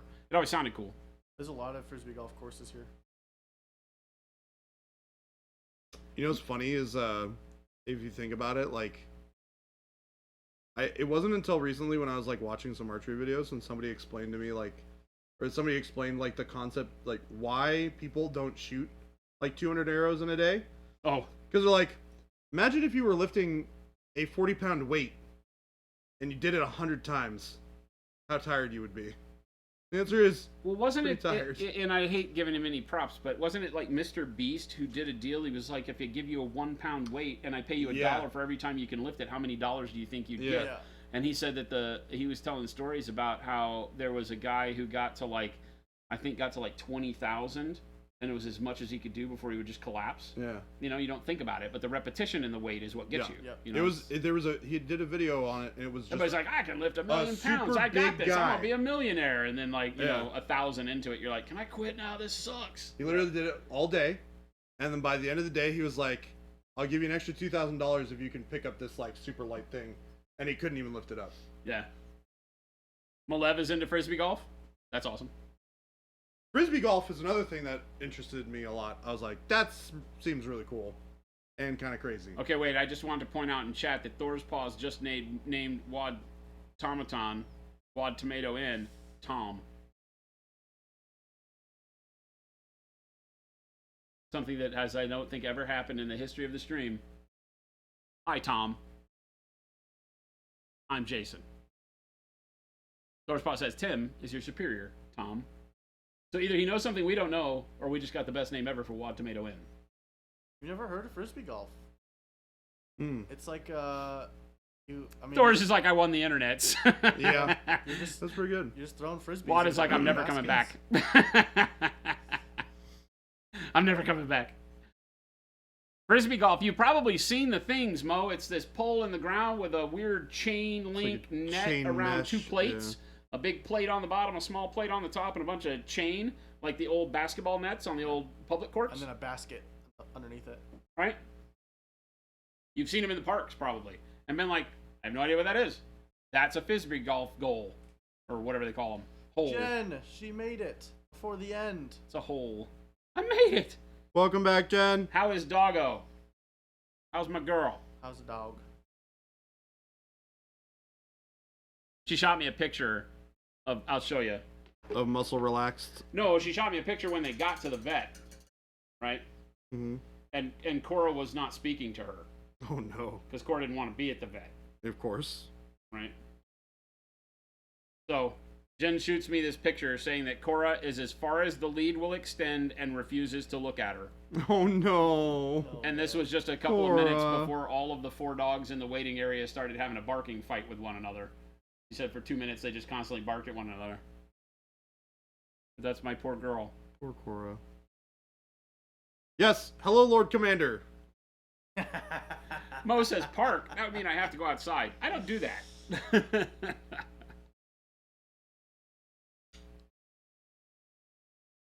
You'd never think anything was wrong with her, but I think that's just the adrenaline. She's pretty stressed. Pretty stressed. I love how you said that in, like, Jen voice. You definitely kind of sounded like Jen when you said that. Did I? Yeah. Oh. That's funny. Sitting in that chair does it to you. Yeah, I know. Chuck took you to play frisbee golf on your first date. You were terrible. I would think that that's not the thing to take somebody that's never done it, like on an intimidating thing like a first date. But I mean, look at you guys. You're doing well now, so maybe it works, right? I would think that like putt-putt golf is probably a better one, because no matter how bad you suck at golf, you can still have fun at putt-putt. Right? True. Yeah. But if you suck at physical activities and you take somebody to frisbee golf for your first date, they're just gonna suck. You're not gonna have any fun unless you really do have fun chasing the frisbee and, you know, not actually playing frisbee golf. Climbing through the woods. Because that's not a thing you can just go do. The frisbee is not a frisbee. It's like a hockey puck, but bigger. Yes. Yeah, you have different weights. You got like a driver frisbee, a putting frisbee. Yep. Yeah, he had all of these things hanging on his wall, and it was like his driver, his putter, you know. She's a world-class grudge holder. You held your friend's dog for once and Cora didn't speak to you for a week. I don't remember the week-long thing, but yeah. I got back from my mom's visiting this last time for my dad's funeral, and and I had, the dog's hair was over all of my clothes, and she kept sniffing my bag. What have you been doing, Dad? You been cheating on me, Dad? Who you been messing around with? Who you been with? Where you be at?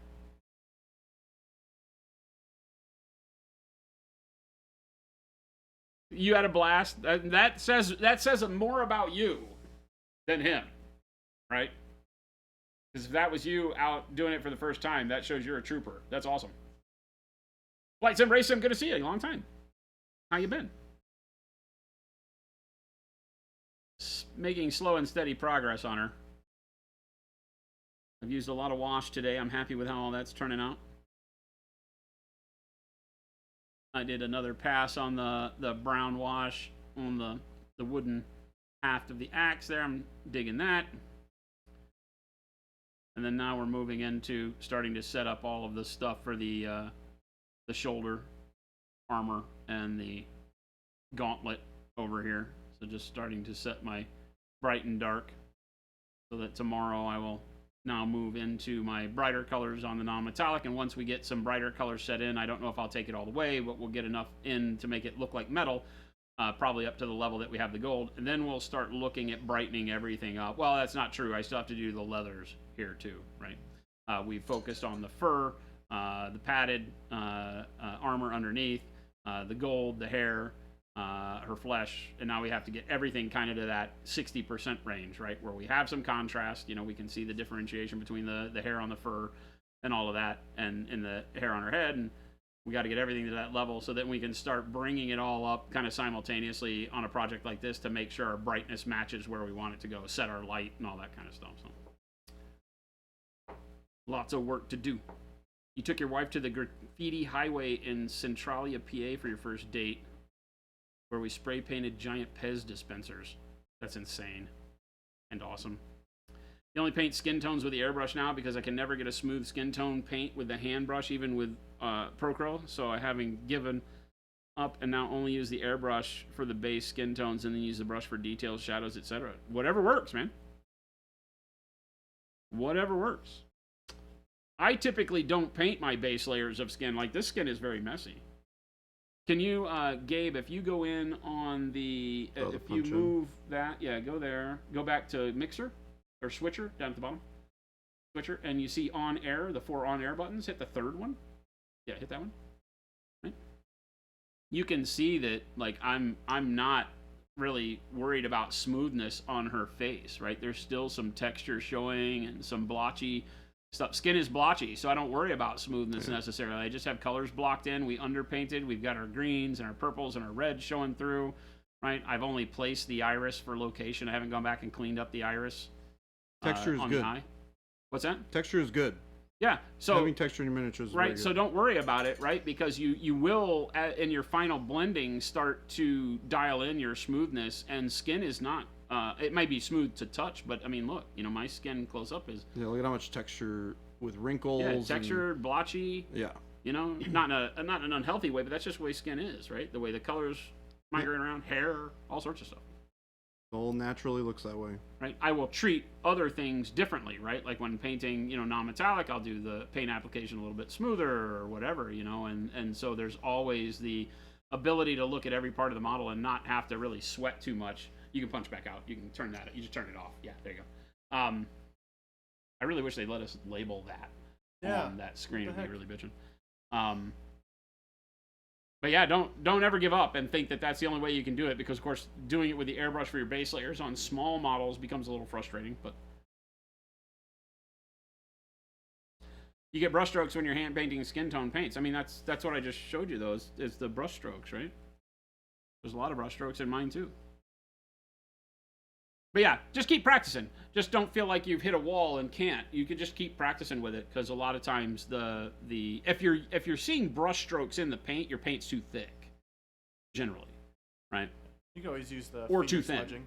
That's the funny thing. Fingers. Yep, finger smudging is good. Do that. Do that too.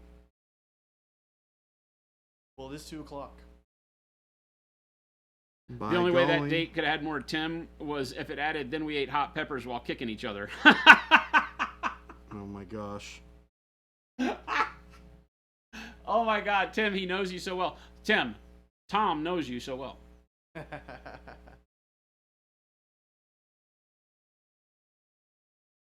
Is it easy to wet blend blue and purple together? Oh yeah.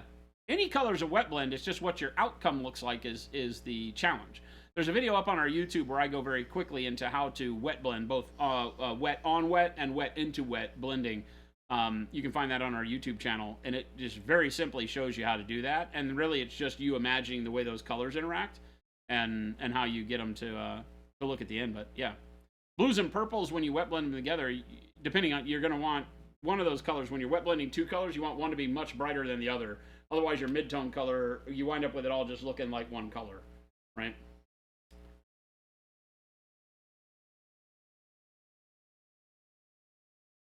Black bladder. I was like, black, is that say bladder or my eyes bad? Black bladder, thank you. I'm glad you're learning, man. Again, we say it every single time. It's like, you know, this part of what we do as Monument Hobbies with Jordan and I painting, Gabe and Jen producing and all that is meant to be able to work with you as a community to just get people more confident painting. Whatever skill, whatever products you're using, whatever models you're painting, we want you to have fun every time you decide to sit down with a paintbrush and a model, because that's such an important time. It can get you out of a bad zone from work, or just be a good way to relax when you don't have anything else to do and make good use of your time. Painting and this hobby are such an intrinsic part of just what life becomes for a lot of us, because it's our getaway, or it's our go-to, or it's a moonlighting way to make some more money by commission painting and all that stuff. And so every time you do it, if you can make it as pleasurable as possible, and that, you know, like I was talking about, I don't like playing golf because I suck at it. Well, I guarantee I don't go to the golf course because I'm not trying to get good. Painting can be that for people. They can be like, I don't paint because I suck at it. So we try to make it, give you those little tidbits that, you know, free of charge. Try a bottle of Pro Acryl. That's all we ask. Yep. So that's it for us today, though. We stream Monday, Wednesday, Friday, like today, from 12 noon to 2 p.m. Pacific. And then Tuesdays and Thursdays, like tomorrow coming up, we start at that 2 p.m. slot. We go till 5. So you get us 5 days a week. We'd love to see you back here to catch up with. If you've just found us for the first time, hit that follow button if you would, please. Gabe's going to come in with all of the amazing links, the FLGS, the Discord, and the store link, so that you can go check out our products on monumenthobbies.com, or find a store sort of local to you that you can go walk in and try it for yourself. We'd love to see you back here. Join the Discord, hang out with us more. Vanna over here is showing you some warm yellow. And we're going to ship you off to somebody else in a raid, so show some love in the chat we wind up with, and we'll be back here tomorrow to see you again. Have a great evening, guys. We're out of here. See you, everyone. Bye.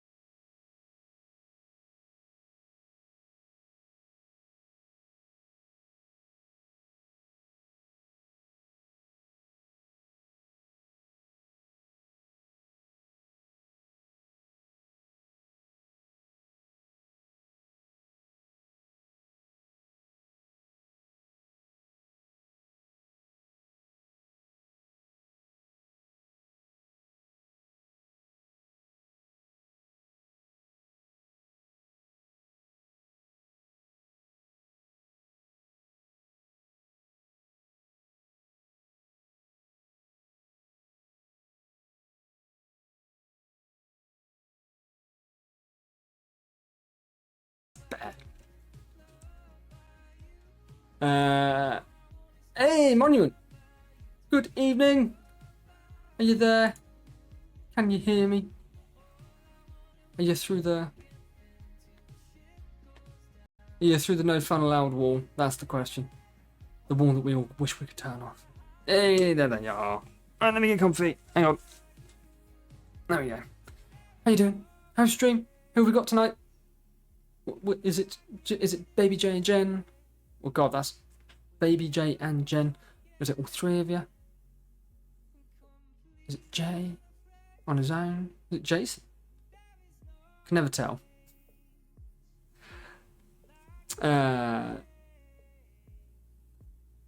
It's a fourth.